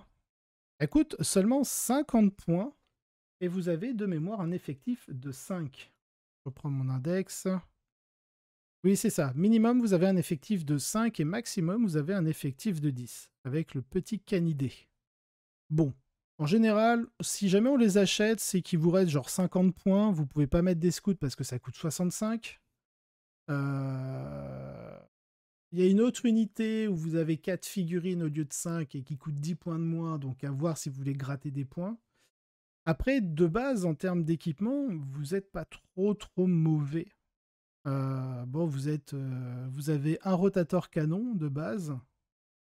Enfin, vous pouvez mettre... non, si, c'est ça. Attends, le Voidsman, voilà, et les Voidsmen, pour 5 figurines, vous en avez un qui est équipé, voilà, c'est ça, d'un Rotary canon. Bon, ça touche à 5, c'est 6 tirs. Je les avais joués, c'était fin de V9, je les avais joués avec mes Space Wolf où je jouais Reboot Gilliman. Et ben, le Rotary Cannon, il avait réussi à tuer 3 démonettes de Slanesh. Youhou. Bon, c'est pas transcendant. En général, c'est de bons gardiens d'objectifs. L'intérêt, c'est qu'ils sont 5. Donc du coup, par rapport à l'autre unité de 4 dont on parlera plus tard, ils peuvent justement prendre plus de place dans votre zone de déploiement pour éviter justement que l'adversaire puisse mettre des unités en frappe chez vous ou venant de réserve strat. C'est le seul réel intérêt, ça coûte que 50 points. C'est des petits gardiens de but tranquilles. Ils sont au C2, mine de rien. Donc ça vous fait quand même 10 dossés sur votre objectif potentiellement. En Space Marine Vanguard, tu peux filer infiltrateur à une unité menée via optimisation, mais ça a peu d'intérêt vu que l'aptitude se déclenche après que les joueurs se soient déployés et non après avoir déterminé qui commence. Ouais, alors c'est bien parce que du coup tu te redéploies avant ton adversaire. Donc tu peux lui bloquer des accès. C'est le seul intérêt de pouvoir se redéployer avant de connaître le premier joueur. C'est de pouvoir le faire avant l'autre. Et oui, comme le dit Cobalt, pour le libre marchand, c'est D3 unités. Donc, bon, c'est une moyenne de 2. Dans le pire des cas, vous faites 1. Ouais, oui, Cobalt. Oui, suivant les factions, tu vois, ça peut être... Alors, autant les Custodes s'en foutent parce qu'ils ont les serveurs du silence aussi qui coûtent pas trop cher. Mais autant, oui, pour des factions comme les Chevaliers Gris, ça peut être pas mal. Mais je pense que tu seras attiré, te connaissant Cobalt IRL, hein, je pense que tu seras intéressé par une autre unité qui coûte, la fameuse unité de 4 bonhommes qui coûte 40 points. On va passer pour les Cosmos Marins. Par rapport à leur... En gros, c'est simplement leur coût, le nombre de figurines qui est intéressant. Ah, par contre, oui, les Cosmos Marins, c'est de très très belles figues. On va passer justement aux sapeurs de la marine impériale. Alors, équipe de sap, à chaque attaque d'une figurine de cette unité, relancez tout jet de blessure de 1, et si jamais la cible de l'attaque de l'unité ennemie est à portée d'un pion objectif, vous êtes relance des jets pour blesser. Donc en soi, c'est une capacité qui est forte. Mais quand on regarde leurs armes, ils touchent à 4. Ils ont un tir unique de charge de démolition, à la rigueur. Et force 12 perd moins de dégâts 2. Un fuseur. Donc la relance des jets pour blesser avec un fuseur, c'est plutôt intéressant. Mais il touche à 4. C'est assez random. Donc en soi, c'est pas pour leur létalité. Le seul problème, c'est qu'ils coûtent 105 points et je crois que ils doivent être 10 de base. Ouais, c'est ça. C'est une unité de 10. Ils ont la capacité smoke via la bandoulière de grenade et il y en a un qui peut avoir un bouclier. Un ou deux, je crois. Il me semble que c'est qu'un. Il peut avoir le bouclier pour l'invue AK, donc c'est pas terrible. Les bolts, plasma, et Nevilas, Comment ça s'appelle? Endurance Shield. Ouais, c'est ça. C'est un autre qui est équipé de l'Endurance Shield et après on peut pas en mettre d'autres. Et si jamais vous mettez la bandoulière de grenade, vous n'avez pas accès justement à la charge de démolition. Donc pas terrible pour leur coupe. Bonne soirée Esther. À la prochaine. Donc, le vrai problème, c'est que pour 105 points, est-ce que vous voulez avoir 10 sapeurs de la marine impériale qui relancent des jets pour blesser, à la rigueur, ou est-ce que vous préférez avoir le libre marchand? Que pour le même coup, vous avez certes 2 fois moins de figurines, mais vous avez 4 fois 2, 8 et 4, 12, donc vous avez plus de points de vie chez le libre marchand. Ou du coup les sapeurs de la marine impériale, mais de l'autre côté, le libre marchand permet de redéployer des unités de ligne. Pour moi, les sapeurs de la marine impériale, c'est nul. C'est très très nul. Ça coûte trop cher pour ce que ça peut faire. C'est au C2, ça n'a pas de mouvement scout, ça n'a pas d'infiltration. Donc pour ce genre d'unités qui sont quand même pas du tout résistantes. Alors par contre, ça occupe bien votre zone de déploiement, parce que vous avez 10 figurines, vous les mettez en dents de scie, et vous avez une bonne empreinte dans votre zone de déploiement pour empêcher les infiltrations, frappes en profondeur, tout ça, tout ça. On va passer. Et là, on est sur l'escouade Subductor. Chaque fois qu'une figurine de cette unité est détruite par une attaque de mêlée, si la figurine n'a pas combattu, voilà, elle gagne en fait ce qu'on appelle un fight on death, combattre quand on meurt. Non, c'est un fight in death. Ouais, combat dans la mort sur un 4+. Alors autant quand c'est des Wolfen qui ont ça, ok, ça a un impact. Autant là, 2 attaques, touche à 4, force 4, PA-1, dégâts 1 ou PA0, dégâts 1, c'est pas terrible. Par contre, comme le dit Cobalt, ils ont la classe. Ils ont la classe. Mais ça coûte 110 points.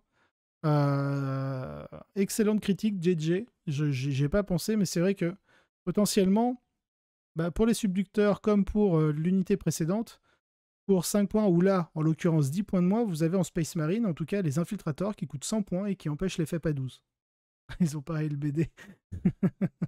Non, ils ont des pistolets à pompe Astartes.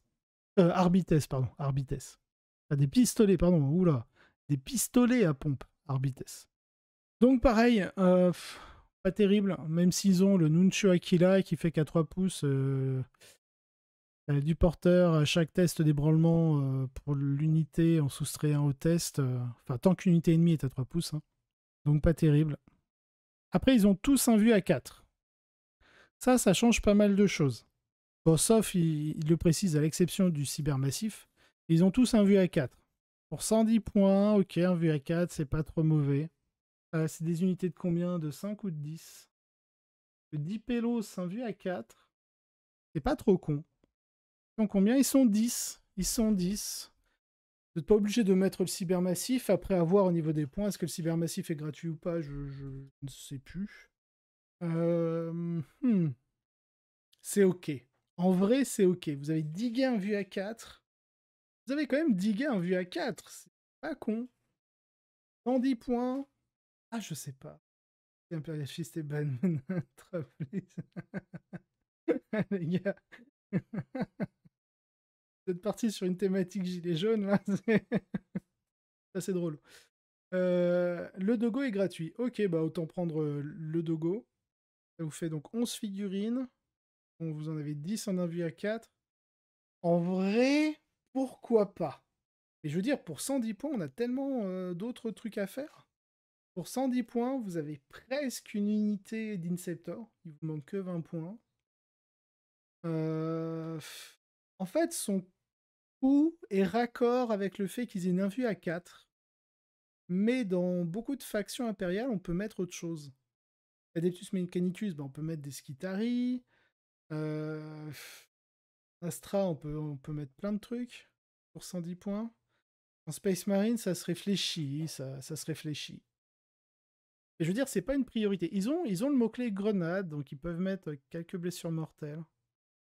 J'ai envie de dire, c'est OK. C'est OK. Mais le problème, c'est OK. En fait, ça aurait été des petites unités de 5. On paierait du coup 55 points. Sachant que c'est de l'invue à 4, j'aurais dit que c'était fort. Parce que du coup, des petites unités de 55 points avec un vue à 4 qui body block derrière des ruines, c'est assez puissant. Je suis vraiment pas fan de la mécanique de repousser les réserves à 12 pouces. C'est souvent auto-include et c'est donné à des armées qui n'ont pas vraiment besoin de ça. Un sacré avantage, Space Marine, Genestealer Cult, etc. Ouais. Même les croûtes, du coup. Ça rend certaines unités armes portée 12 totalement injouables. Ouais. Ben oui, ben oui. Ouais, il faut jouer avec. En fait, c'est très fort pour ceux qui les jouent, c'est très chiant pour ceux qui les subissent. C'est fait pour. Pour les chevaliers impériaux, ils sont bien. Ouais, c'est vrai que des fois, il peut te manquer une petite centaine de points. J'ai vu pas mal de listes Imperial Knight, enfin chevaliers impériaux, genre à 1900, des trucs comme ça, donc pourquoi pas. Ouais, 100 points les infiltrators, c'est cher. Hein. Je trouve ça cher. Hein. En tout cas, on va passer. L'unité de subducteur, elle peut avoir sa place dans certaines factions juste par le fait qu'ils ont tous un vue à 4, sauf Cybermassif. C'est une unité de 10, donc ça prend de la place, ça peut body block. Je les aurais vraiment préférés en une unité de 5. Franchement. Et sinon, comme le disait Cobalt, ils ont la classe quand même. En fait, j'aime beaucoup les Arbites aussi parce que j'adore Juge Dredd. Et on est clairement dans la thématique Juge Dredd. Il n'y a pas photo. Hein. La petite épaulette dorée comme ça, hein, ça rappelle Juge Dredd quand même. Allez, on passe à une autre unité. L'unité d'exaction. Alors celle-ci, elle a fait malheur fut un temps parce qu'elle coûtait que dalle. Genre vraiment, elle coûtait pas cher. C'est une unité qui avait une insensible à 5+, voilà, qui était bien résistante pour pouvoir tenir un point. Maintenant, ils l'ont mise à 110 points. C'est une unité de 10. Je devais prendre de mémoire. Donc du coup, elle est passée de auto-inclus à n'existe plus. C'est ça, ils sont 10 avec aussi un cybermassif. Donc en réalité, la question qui va se poser là, c'est tout simplement, est-ce qu'on préfère payer 110 points pour avoir une unité qui est sauvegarde à 4, insensible à 5, sachant qu'ils ont qu'un point de vie chacun, ou est-ce que vous voulez payer les subductors pour le même prix, où ils ont tous invulnérables à 4+. Personnellement, je préfère l'invulnérable pour le coup. En fait, même une insensible à 5 pour des gars qui sont endurance 3 à sauvegarde à 4, bah souvent votre sauvegarde, ça va être votre propre insensible. Sauf que quand vous allez commencer à prendre des dégâts 2 qui sont assez populaires au sein des listes compétitives, bah votre mono point de vie avec l'insensible à 5, ça va sauter. Et c'est vrai qu'ils ont ils ont plus d'armes de tir, Darwin. Tu as tout à fait raison.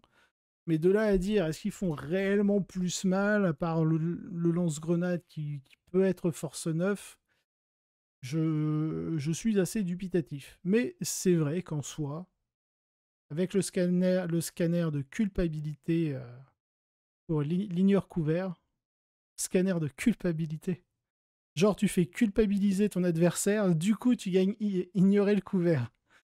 J'imagine trop l'adversaire. Oh non, je culpabilise, oh, je suis pas bien. Mais je suis caché dans ma ruine. Ah ben non, j'ai pas le couvert du coup, puisque je culpabilise. Oh là là. Ah, ils ont 3 plus les autres? Attends, j'ai pas fait gaffe. Ah oui, ils sont sauvegarde à 3, pardon. Ouais, bah je préfère les subductors. Walou, walou. Ça trouve la culpabilité. C'est-à-dire les coupables. Ah, les moins en test, ouais. Bon, enfin, Franck, le psycheur dans les infiltrators, ton unité c'est 170 points là, hein. Rappel, si loup-tonnerre c'est 180, que 10 points de plus. Pour 15 points de plus, t'as le cuirassé Némésis en chevalier gris. Ça coûte, hein. Certes, tu peux. Voilà, t'es agent solitaire, tu fais pas à 12, c'est un gros combo, mais c'est pas une unité qui est résiliente en soi. Voilà, ça coûte un bras. Par contre, dans d'autres factions comme le culte Genestealers, oui, je te rejoins. Double dérouillé. Donc ouais, un peu déçu pour l'Exaction Squad. Je préfère les Subductors, quitte à choisir entre les deux. Ensuite, on va avoir les squads vigilants. Ils sont en sauvegarde à 4, ils coûtent 105 points seulement. À chaque attaque de tir d'une figurine de cette unité, ciblant une unité qui est en dessous de son demi-effectif, ajoutez 1 au jet de blessure. Bon, au niveau des armes, on reste un peu équivalent à l'Exaction Squad. En termes d'armes de corps à corps, c'est pas terrible non plus. Ils ont aussi cette faculté d'infliger un -1 au test d'ébranlement aux unités ennemies à 3 pouces. Quand tu es à 3 pouces, avec ton endurance 3, ta sauvegarde à 4, tu vas pas faire long feu. Et si vous attaquez une unité qui est déjà mal en point, en sous-effectif, pour faire plaisir à Joker, vous avez un +1 pour blesser. Donc pareil, je suis pas... Pour 105 points, je préférerais prendre des libres marchands, potentiellement. Ou pour 100 points, vous avez 2 unités de Cosmo Marin. Donc pareil, pour l'instant, je préfère les...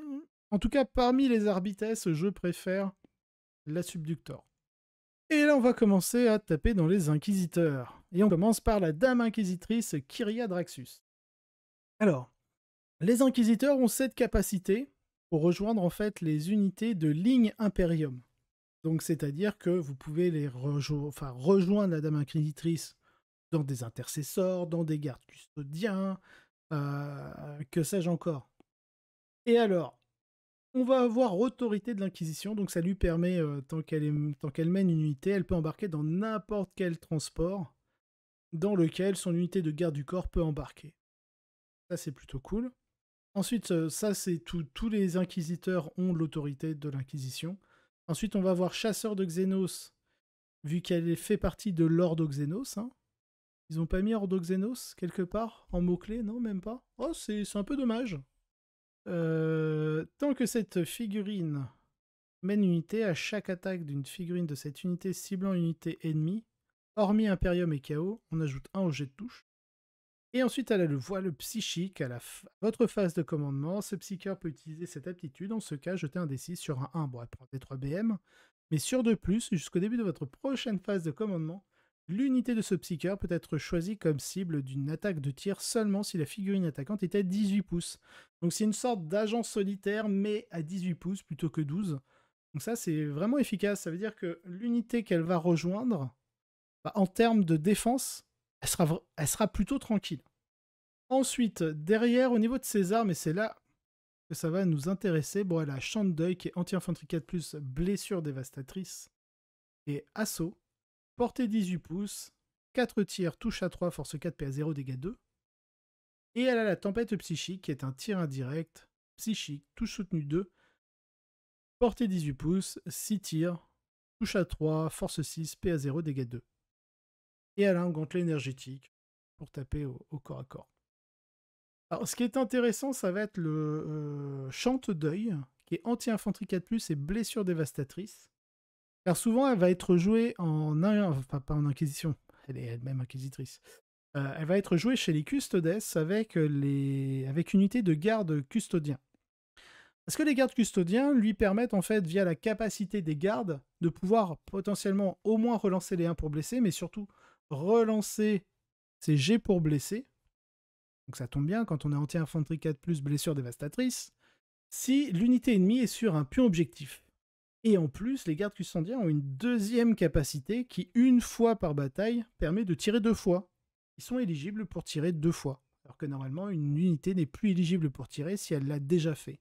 Mais là, exceptionnellement, une fois par bataille, elle peut le faire. Donc ça veut dire que globalement, vous allez avoir 8 tirs qui touchent à 3. Il va blesser l'infanterie à 4+ relançable. Donc sur 8 tirs, vous en avez 2 qui ratent. Donc ça fait 6 touches. Sur 4+, il y en a 3 qui blessent. Vous relancez 3D. Donc vous allez au total en avoir entre 5 et 6 blessures dévastatrices. Ils sont dégâts de chacune. Bah, chez moi, ça tue un loup,5.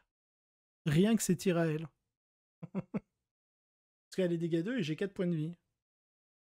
Mais sur tout ce qui est à 2 points de vie ou moins, c'est dévastateur. Donc très très forte, et en plus, le voile psychique quelque part qui va permettre justement hop, à son unité d'être agent solitaire à 18 pouces. Et on oublie un truc aussi, c'est que tant que vous ciblez une unité qui n'est ni Imperium ou KO, vous avez plus 1 pour toucher. Donc limite sur vos 8 tirs, parce que vous allez tirer 2 fois, vous allez toucher à 2+. Et puisque Champ de Deuil n'est pas un pistolet, vous allez pouvoir faire tirer Champ de Deuil et la tempête psychique.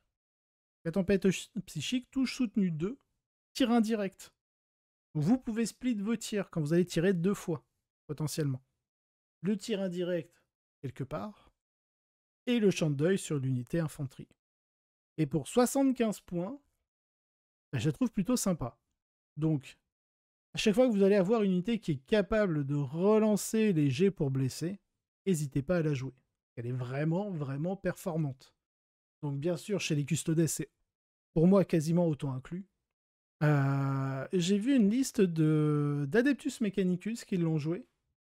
Alors j'étais pas allé voir eux relancer les jets pour blesser chez eux, mais il ne semble pas. Mais dans tous les cas, ça permet d'avoir l'agent solitaire à 18 pouces, d'avoir le plus 1 pour toucher, si c'est pas Imperium et KO. Donc déjà, en fait, juste sur ses capacités, c'est pas déconnant, quoi. Et derrière, vous rajoutez l'anti-infanterie 4+, blessure d'Eva. La relance des touches, c'est pas mal non plus. Sur son second pouvoir, oui. Oui, Darwin. Pour pouvoir optimiser justement la touche soutenue 2. Le problème de sa tempête psychique, c'est qu'elle n'a pas blessure dévastatrice. Mais en même temps, elle n'a pas hasard 2. Et elle est PA 0. C'est le seul souci, mais après, globalement, c'est très correct. Donc, Kyria Draxus, ne l'oubliez pas, elle vaut 75 points, c'est comme un Eversor ou autre, elle peut mener n'importe quelle unité de ligne Imperium. Donc n'hésitez pas à regarder un peu les unités qu'elle va pouvoir rejoindre. On va passer au suivant.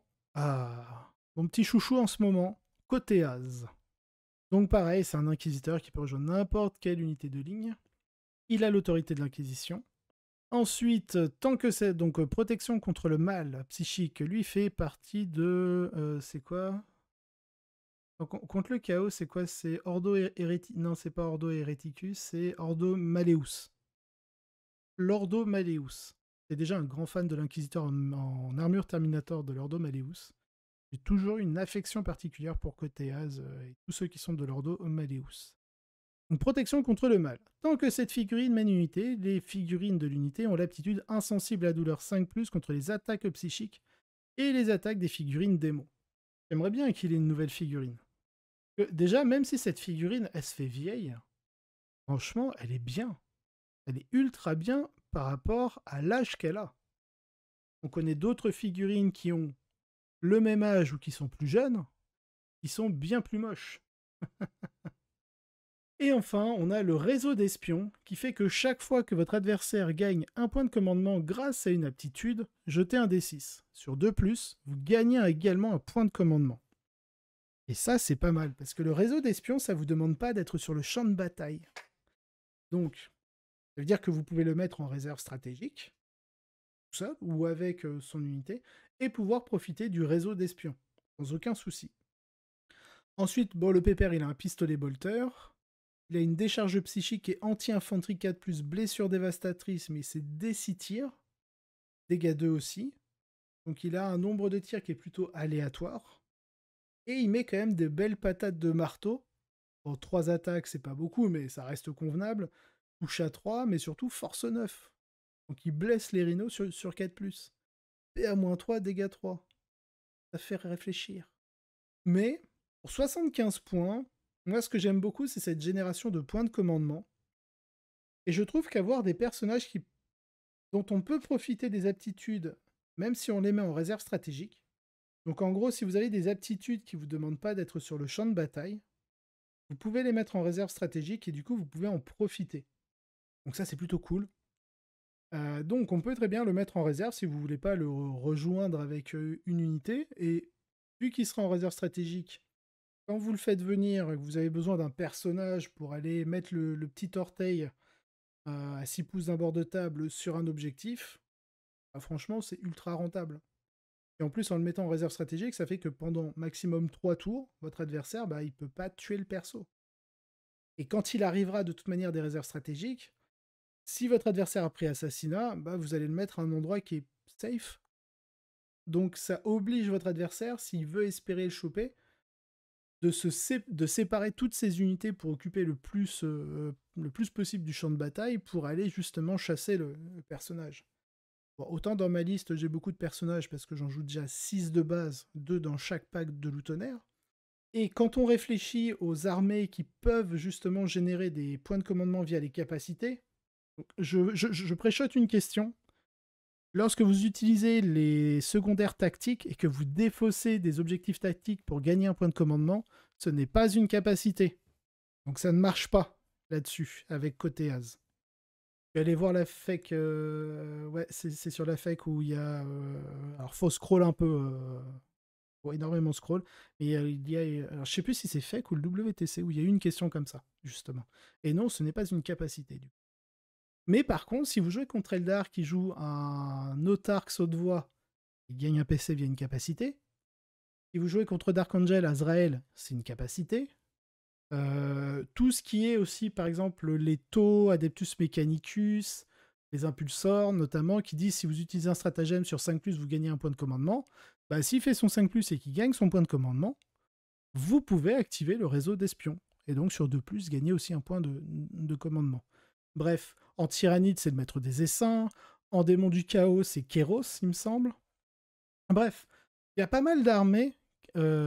Marneus Kelgar aussi. Enfin bref, voilà. Il y a pas mal de factions d'armées qui peuvent, via une capacité, générer des points de commandement. Oui, les Gretchen Razor, ouais. Effectivement, sur 4+, si tu es sur un objet, tu gagnes un PC. Donc moi, derrière, potentiellement, si tu gagnes ton PC, je suis ravi parce que sur 2+, je gagne un point de commandement. Et donc, ce qui m'a fait réfléchir un peu à changer, parce que du coup, je suis passé dans mes listes Stormlance d'un impulseur avec 2 escouades d'Eliminator à un impulseur avec une escouade d'Hellblaster. Et du coup, j'ai viré l'impulsor et les Hellblasters. Parce que ce dont j'ai vraiment besoin en Stormlance, c'est surtout d'avoir une génération de points de commandement assez fiable. Là où l'impulsor est plutôt très aléatoire, parce que c'est 33,333% de chance de réussir. Et il faut qu'il soit à 6 pouces d'une escouade. Alors qu'avec côté Az, je me lave les mains, je le mets en réserve strat, et on verra ce que fait l'adversaire. Si l'adversaire n'a pas de génération de points de commandement, eh ben écoutez, tant pis pour moi, ça reste un personnage qui va valider un quart de table, qui va faire investiguer les signaux, qui va tenir un objet, et vu qu'il est en réserve stratégique, bah, les tirs indirects peuvent pas l'atteindre avant le tour 3, voire 4, si je suis deuxième joueur. Je peux prendre des apothicaires pour générer du point de commandement. Ça génère des points de commandement. Après, vu que je joue Spacewalk, je joue le seul apothicaire que je me suis autorisé, c'est comment il s'appelle? Pas ouvert, bon. C'est l'apothicaire Biologis. C'est le seul que je me suis autorisé. Alors, Space Marine. Ah oui, si sa garde meurt. Oui, ok. Ok. Tac. Et c'est sur 2+. Et tu gagnes le point de co. Ok. Oui. Oui, donc tu pourrais chercher à détruire la garde de l'apothicaire pour qu'il puisse gagner son PC et derrière, sur 2+, gagner un PC. Ça arrivera qu'une fois, mais voilà. Il y a les Votan aussi. Du coup, leur règle d'armée est une capacité. Voilà. Enfin bref, je trouve bon. Je trouve pas forcément auto-inclus. Ça va dépendre des listes. Est-ce que vous avez besoin de générer des points de commandement? Si vous n'en avez pas besoin, bah, côté A, ce n'est pas forcément intéressant. Mais voilà, je voulais un peu mettre l'accent dessus. Ce que vous pouvez faire aussi, bah, en Custodes, si vous voulez pas jouer d'Assassin Calidus, vous pouvez jouer Kyria Draxus et Côté Az. Côté Az est intéressant, bon voilà pour sa génération de points de commandement, mais surtout c'est que Sa décharge psychique, quand on regarde, il est aussi anti-infanterie 4+, blessure dévastatrice. Bon, par contre, il fait pas 4 tirs plates, comme Kyria, mais il fait D6. Donc potentiellement, vous pouvez faire 2 gardes custo, 2 unités de garde custo avec Koteas et Kyria. Et là, vous avez de la blessure dévastatrice à foison. Une question sur Draxus. Si tu la mets dans une escouade chevalier gris, tu peux rendre son arme psychique blessure dévastatrice. C'est fort, non? Comment tu la rends déjà des blessures d'Eva, de mémoire? Enfin, de mémoire, je m'en souviens plus. Hop, attends, je vais ouvrir le GK. C'est quoi? C'est un strata qui fait ça? Ah oui, arme psychique. C'est phase de combat. Attends, frappe rayonnante, c'est phase de combat. Hein. Donc du coup, tu tires pas en phase de combat. Jusqu'à la fin de la phase de combat, du coup, les armes de mêlée ayant l'aptitude psychique. Par contre, oui, du coup, tu peux rendre... Tu peux rendre son gantelet énergétique... Bah non, non, parce qu'il n'est pas psychique. Je savais bien qu'il y avait un truc qui allait pas exactement. Donc voilà pour côté Az, à ne pas oublier, 75 points, donc c'est exactement le même coup que Draxus. Ah, le marteau de côté Az est psychique, donc lui tu peux lui mettre blessure dévastatrice, Cobalt. Allez, on passe au suivant. L'inquisitrice Greyfax. Bon, autorité de l'Inquisition, elle a le Psyoculum. Tant que cette figurine mène une unité, les armes de tir dont sont équipées les figurines de cette unité ont l'aptitude anti-psycheur 4+. Et aucune issue, chaque fois unité ennemie, hormis les véhicules et les monstres, qui est à portée d'engagement d'une ou plusieurs unités ayant cette aptitude, est choisie pour battre en retraite, les figurines de l'unité ennemie doivent faire un test de fuite désespérée, comme si leur unité était ébranlée. Ce faisant, si l'unité ennemie est également ébranlée, par d'autres moyens, soustrayez un à chacun de ces tests de fuite désespérés. Elle est sympa cette aptitude parce que c'est exactement l'aptitude des Sérastes, qui fait exactement la même chose. Si tu désengages, tu dois faire un test de fuite désespéré, et si t'es ébranlé, t'as -1.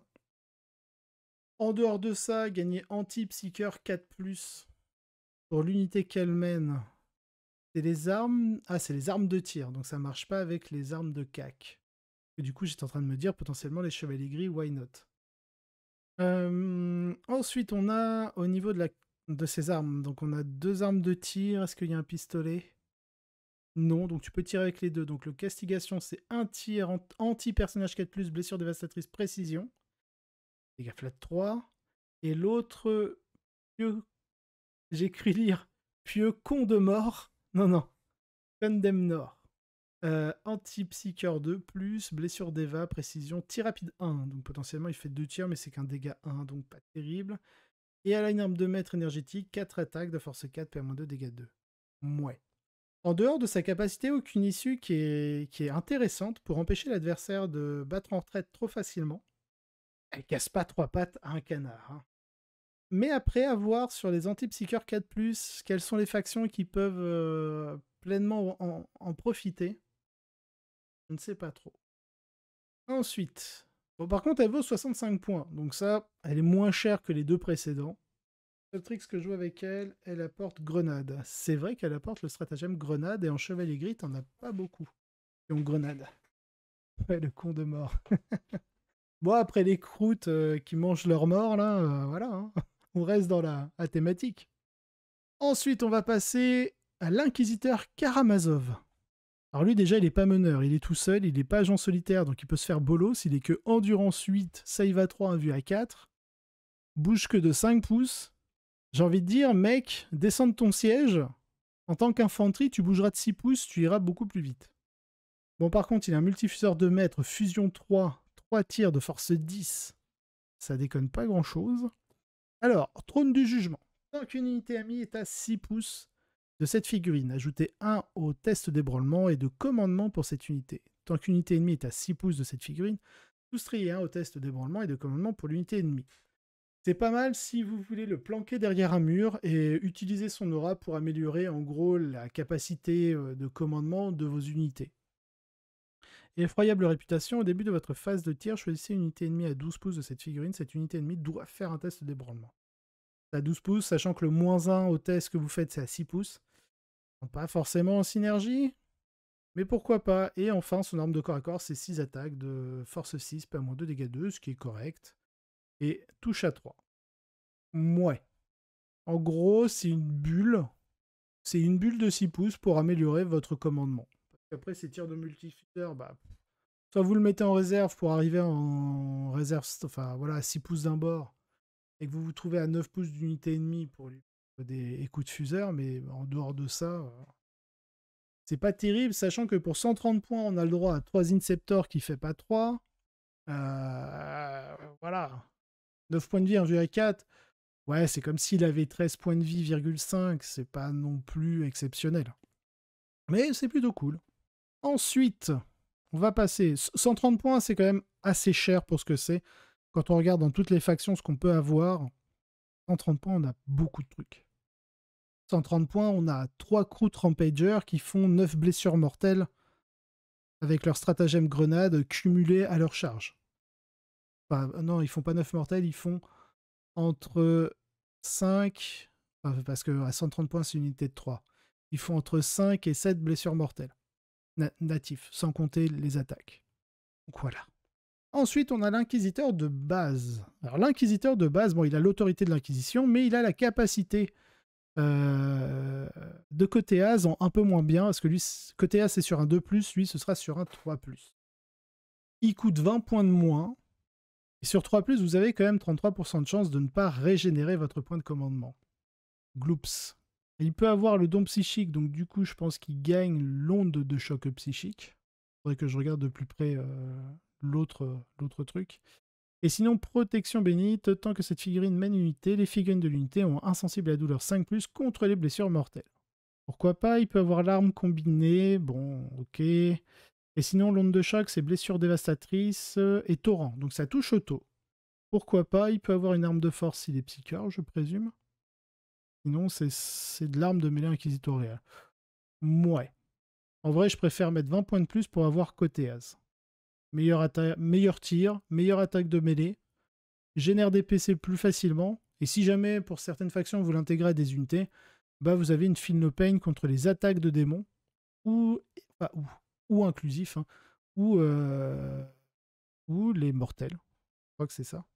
Côté As, c'est quand c'est l'adversaire, alors que là, c'est toi. Quoi?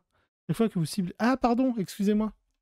Chaque fois que vous ciblez l'unité de cette figurine avec un stratagème, excusez-moi, c'est pas du tout la même chose que côté As. Effectivement, j'ai lu de travers. J'ai vu 3+, un PC, j'ai réduit à une copie de côté As. J'ai été feignant, je n'ai pas voulu lire. Non, effectivement, c'est pire, du coup. C'est nul, ça pue. En gros, si jamais vous perdez votre unité à un moment donné dans la bataille, bah, vous ne générez plus de points de commandement. Mais en soi, si vous avez plein de stratagèmes à faire sur votre unité, et ça marche effectivement avec le rite de bataille du capitaine Space Marine. Mais vous ne pouvez pas avoir un capitaine Space Marine et l'inquisiteur dans la même unité. Voilà, voilà. Non, je suis chafouin. Pas terrible. C'est pire que ce que je pensais. Encore une pub? Et quelle heure? 19h? Ah bah oui, ça fait 1 heure. Toutes les heures qui vous met ça. Allez. Je vais boire un petit coup. Et on va passer à la prochaine unité. Je regardais mes messages en attendant que la pub passe. Au seul moment où tu disais un truc intéressant. Ça coupe à cause de la pub. Il n'y a pas des unités dans lesquelles il peut rentrer qui réduisent naturellement un stratagème à 0 PC, type de tir en état d'alerte ou intervention héroïque. Faut voir, je connais pas toutes les unités par cœur. Non, parce qu'il peut rentrer que dans les unités de ligne Imperium. Donc, s'il peut rentrer dans les unités de ligne Imperium... Alors, en Space Marine, il n'y a pas, ça c'est sûr. En Custodes, il me semble pas. En Adeptus Mechanicus... Non, puis il a déjà le datacable qui lui permet de générer des points de commandement, donc je vois pas l'intérêt d'un inquisiteur. Je ne sais pas, faut voir. Cobalt. Ah bah du coup ça a duré moins longtemps, on dirait, les pubs. Oui, oui, alors si tu as une capacité qui te permet justement pour 0 PC de le faire, mais en fait, vu que l'inquisiteur, pour revenir dessus, vu que l'inquisiteur c'est sur son unité, ah non, chaque fois que vous ciblez l'unité de cette figurine, c'est ça, c'est son unité. Sauf que du coup, Bah, un capitaine peut pas rejoindre une unité où tu as un inquisiteur. Voilà.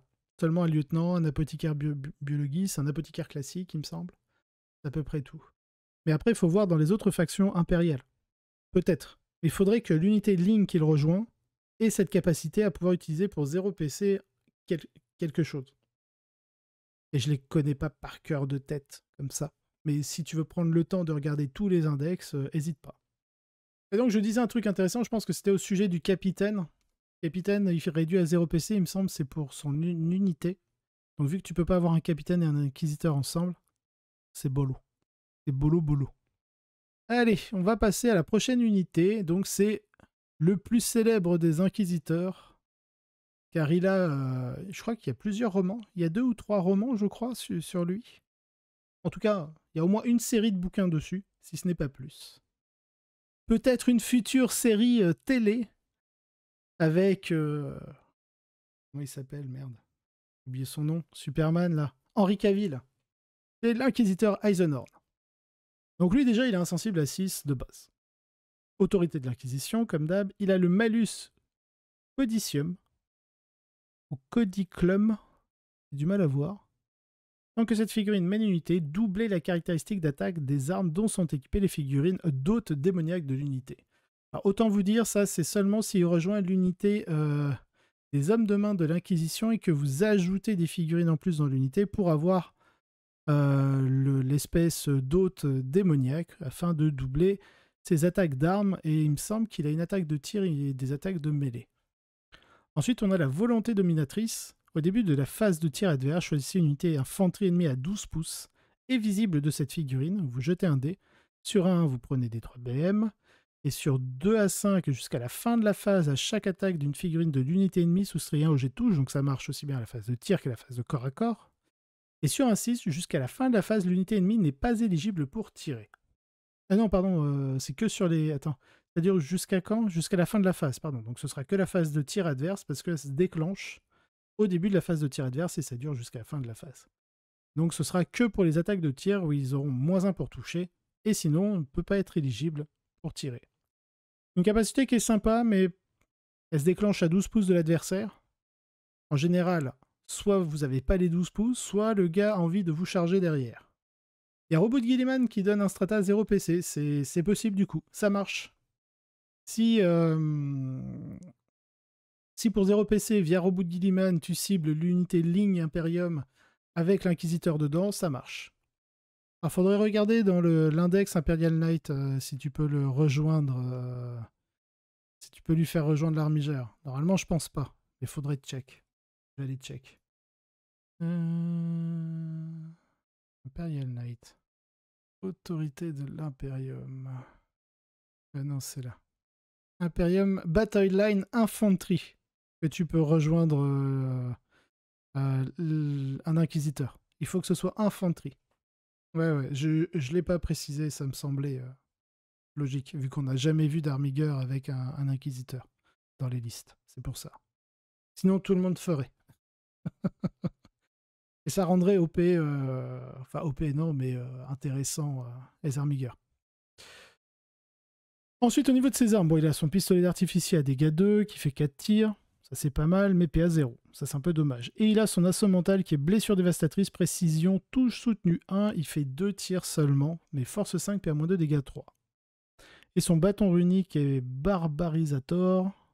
5 attaques de force 6, PA-2, dégâts 2. Donc il se démerde assez bien. Le petit Eisenhorn. 65 points, c'est pas trop cher. Mais si c'est juste pour l'éligibilité au tir qui est à 12 pouces, qui est médiocre, doubler l'attaque de l'autre démoniaque, pas terrible, ça vous oblige à prendre des hommes de main. Pour le reste, au niveau de ses équipements, bah, ça casse pas 3 pattes à un canard quand on compare à Kyria Daraxus et Cotéas. Donc on va passer. Et là, on passe justement aux hommes de main de l'Inquisition. Donc c'est cette fameuse unité qui coûte 40 points pour 4 bonhommes et qui coûte plus cher si vous en rajoutez. Et lorsque l'on regarde l'hôte démoniaque, des inquisiteurs nommés peuvent être lancés depuis des firing decks, des rhinos. Oui, tous les pouvoirs, enfin pas les... Alors attention, les armes psychiques, Darwin, pas les capacités. Voilà. Attention, je préfère quand même préciser, quand on dit les pouvoirs, je préfère préciser armes psy.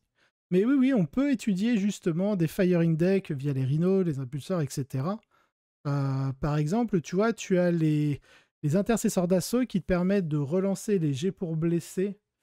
Mais je crois que c'est que tes armes. Où est-ce que j'ai mis mon codex?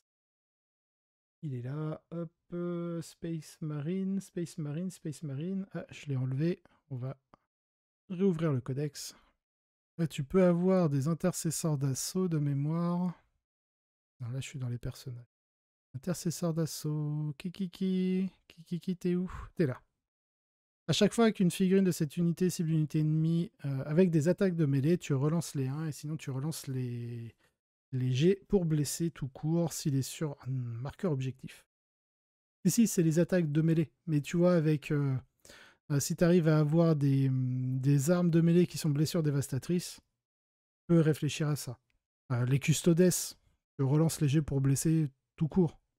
Enfin, bref, t'as pas mal de choses comme ça. Après, t'as aussi voilà, les bonus inhérents aux différents détachements, que ce soit les Space Marines, l'Adeptus Mechanicus, etc., etc. Donc, il y a toujours des choses à étudier. Je ne connais pas toutes les factions par cœur. Pensez aux armes de tir dans les rhinos. Oui, oui, oui, non, mais tu peux. Tu peux. En fait, c'était simplement pour dire que, par rapport à ton idée, Darwin, utiliser les firing decks, donc les ponts de tir, que vous pouvez les cumuler justement via des stratagèmes sur les véhicules, parce que c'est le véhicule qui tire. Donc, stratagèmes des véhicules, justement, les règles de détachement qui vont vous donner des bonus potentiellement pour toucher, blesser. Voilà, il y a beaucoup de choses qu'il faut étudier. C'est pour ça que je trouve que souvent, les joueurs vont voir en fait un peu ce qui est fait dans les top lists, dans les vidéos top lists, que je fais moi-même, hein, voilà. Mais vont un peu rester sur les acquis, dans le sens où on va regarder les listes. Ah tiens, la Calidus est toujours jouée. Pourquoi est-ce qu'elle est toujours jouée? Bon, clairement, la Calidus a joué hein, tout le temps, autant inclus pour moi. Mais après, en fonction de votre faction, bah, tu vois, en Custodes, on va pouvoir jouer Kyrie Draxus.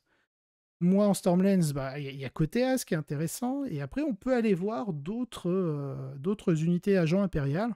Comme par exemple les hommes de main. Bah, vous avez 4 figurines qui coûtent que 40 points, qui font un excellent gardien d'objectifs dans votre zone de déploiement. Donc c'est plutôt cool. Il y a aussi les Cosmomarins, ils sont pas mal. Les Subductors, du coup, ils sont intéressants. Et donc, de ce qu'on peut voir dans cette unité d'hommes de main, c'est que si vous, enfin, lorsque vous avez des acolytes, tant qu'une figurine inquisiteur mène cette unité, chaque attaque contre cette unité, vous soustrayez 1 au jet de blessure. Donc, ça veut dire que il y a un peu le syndrome avec cette unité des comment il s'appelle? Salut Nactilope. Des brécheurs. Non, si ouais, c'est ça. C'est les brécheurs, les guerriers de feu, en gros, en taux, qui ont un drone qui fait -1 pour être blessé alors qu'ils ont une endurance de 3. Ce qui fait que ça les fait tanker régulièrement. Ça les fait bien tanker. Ah, ils ont tous 2 points de vie en plus. Oh, c'est fort. Ils ont tous 2 points de vie. Vous voyez qu'ils en avaient qu'un. J'ai jamais fait gaffe à ça. C'est pété. Regarde. Ouais, non, il n'y a pas d'autres profils. Ils ont tous 2 points de vie. Donc, pour 40 points, vous avez 8 points de vie. Si en plus vous vous amusez à mettre un inquisiteur dedans, -1 pour être blessé, donc ça veut dire que régulièrement, l'adversaire soit va vous blesser à... De toute façon, il ne peut que au mieux vous blesser à 3+, et plus régulièrement à 4+. Parce que souvent, ils ont des armes qui sont force 5, pas forcément force 6. Ou alors après, c'est des grosses armes. Donc, c'est pas mal. C'est pas mal le -1 pour être blessé. Après, vous avez le mystique. Tant qu'une figurine inquisiteur mène cette unité, les unités ennemies placées sur le champ de bataille en tant que renfort ne peuvent pas être placées à 12 pouces.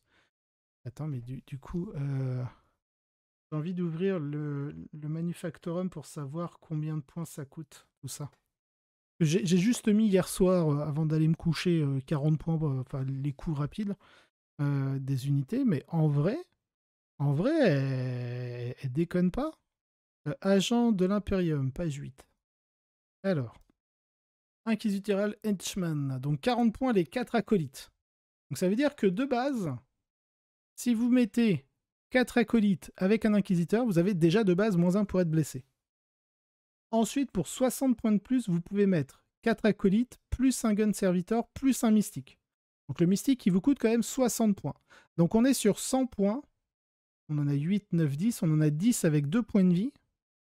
pour 100 points, qui empêche les FEP à 12, mais c'est mieux que des infiltrators. Ah oui, non, non, non, c'est pas que pour 100 points. Il faut un inquisiteur dedans.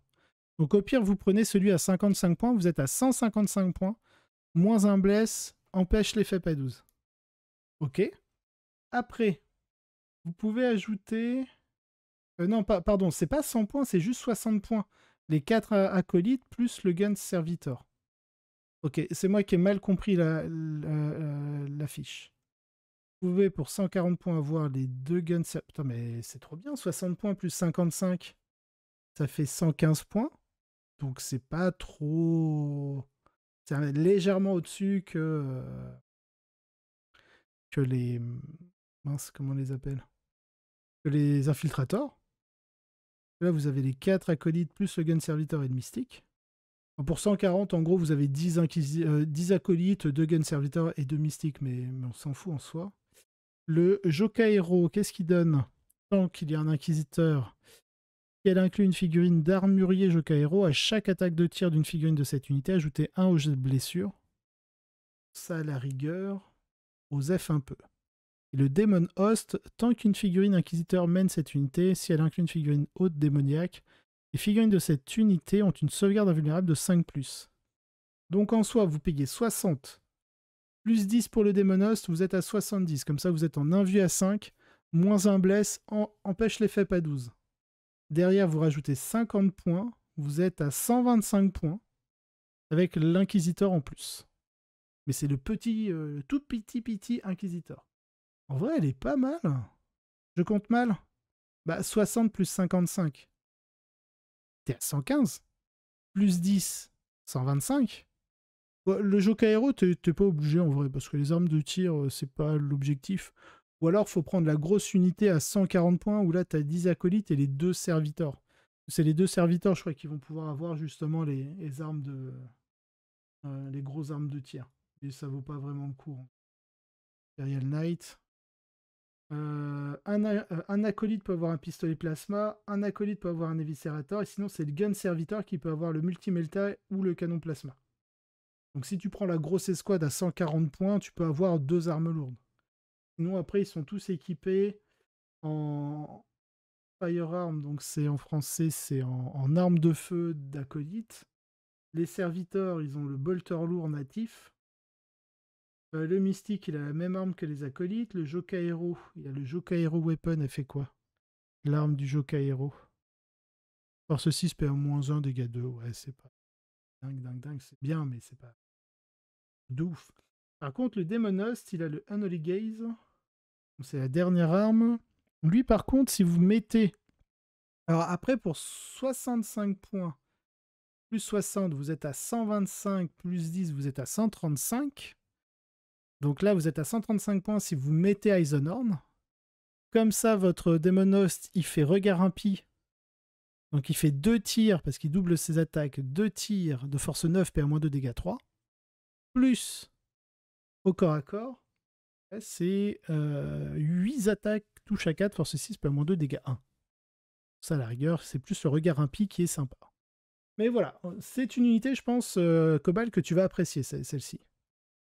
Ouais, le jeu Kairo devient intéressant, mais du coup, là, tu la payes un peu cher, l'unité, si tu passes à 2 serviteurs pour avoir les 2 armes lourdes en plus du Demon Host avec... Oui, j'ai déjà plein de figurines qui sont dans les hommes de main. Oui, c'est pour ça, c'est parce que je sais que tu en as. Les Cosmomarins sont à jouer avec l'entourage libre marchand. J'étais pas là quand tu en as parlé, mais tu as vu que tu peux bloquer complètement l'infiltration ennemie. Cosmomarin avec le libre marchand, oui, parce que tu donnes infiltration. Mais du coup, ça te fait quand même 155 points l'unité minimale. Donc ça commence à faire cher pour de l'infiltration, tu vois. Alors qu'en Space Marine, par exemple, tu as des scouts. Mais potentiellement, comme je disais, libre marchand, juste le libre marchand à 105 points. Ta infiltration, tu redéploies des unités de ligne. En custodes, c'est ultra intéressant. Et derrière, effectivement, vu que les cosmomarins sont en ligne, il me semble, tu peux t'auto-redéployer. Regarde s'ils sont en ligne, les cosmomarins. Il me semble que oui, mais Infantry Battle Line, ouais, c'est bon. Ça fonctionne. Et c'est fini, il me semble. Ouais, c'est ça, écran noir. On finit sur les hommes de main de l'Inquisition qui, déjà de base, pour 4 figurines à 40 points, bah, tiennent très bien votre objectif parce que ça vous fait 8 points de vie. Et derrière, si vous voulez un peu changer des infiltrators, bah, avec un petit inquisiteur, on est à 125. Et on a une invue à 5, on a -1 pour être blessé, et on empêche les frappes, enfin les unités qui arrivent à 12 pouces d'eux. Donc je trouve ça plutôt sympa. Donc voilà, on a étudié les agents impériaux. Et maintenant, on va passer. Je pense clairement que je vais les jouer avec mes GK. Et franchement, oui, hein, ça tient bien l'objet, ça défend bien. Donc moi, je suis plutôt pour. C'est clairement une unité, quand je l'ai vue la première fois, que j'ai regardé un peu, je me suis dit, je suis sûr que Cobalt, il va kiffer, vu son style de jeu et les figurines qu'il a. Ah non, il est 19h30 ou là, bah non. Du coup, on verra les croûtes un autre jour.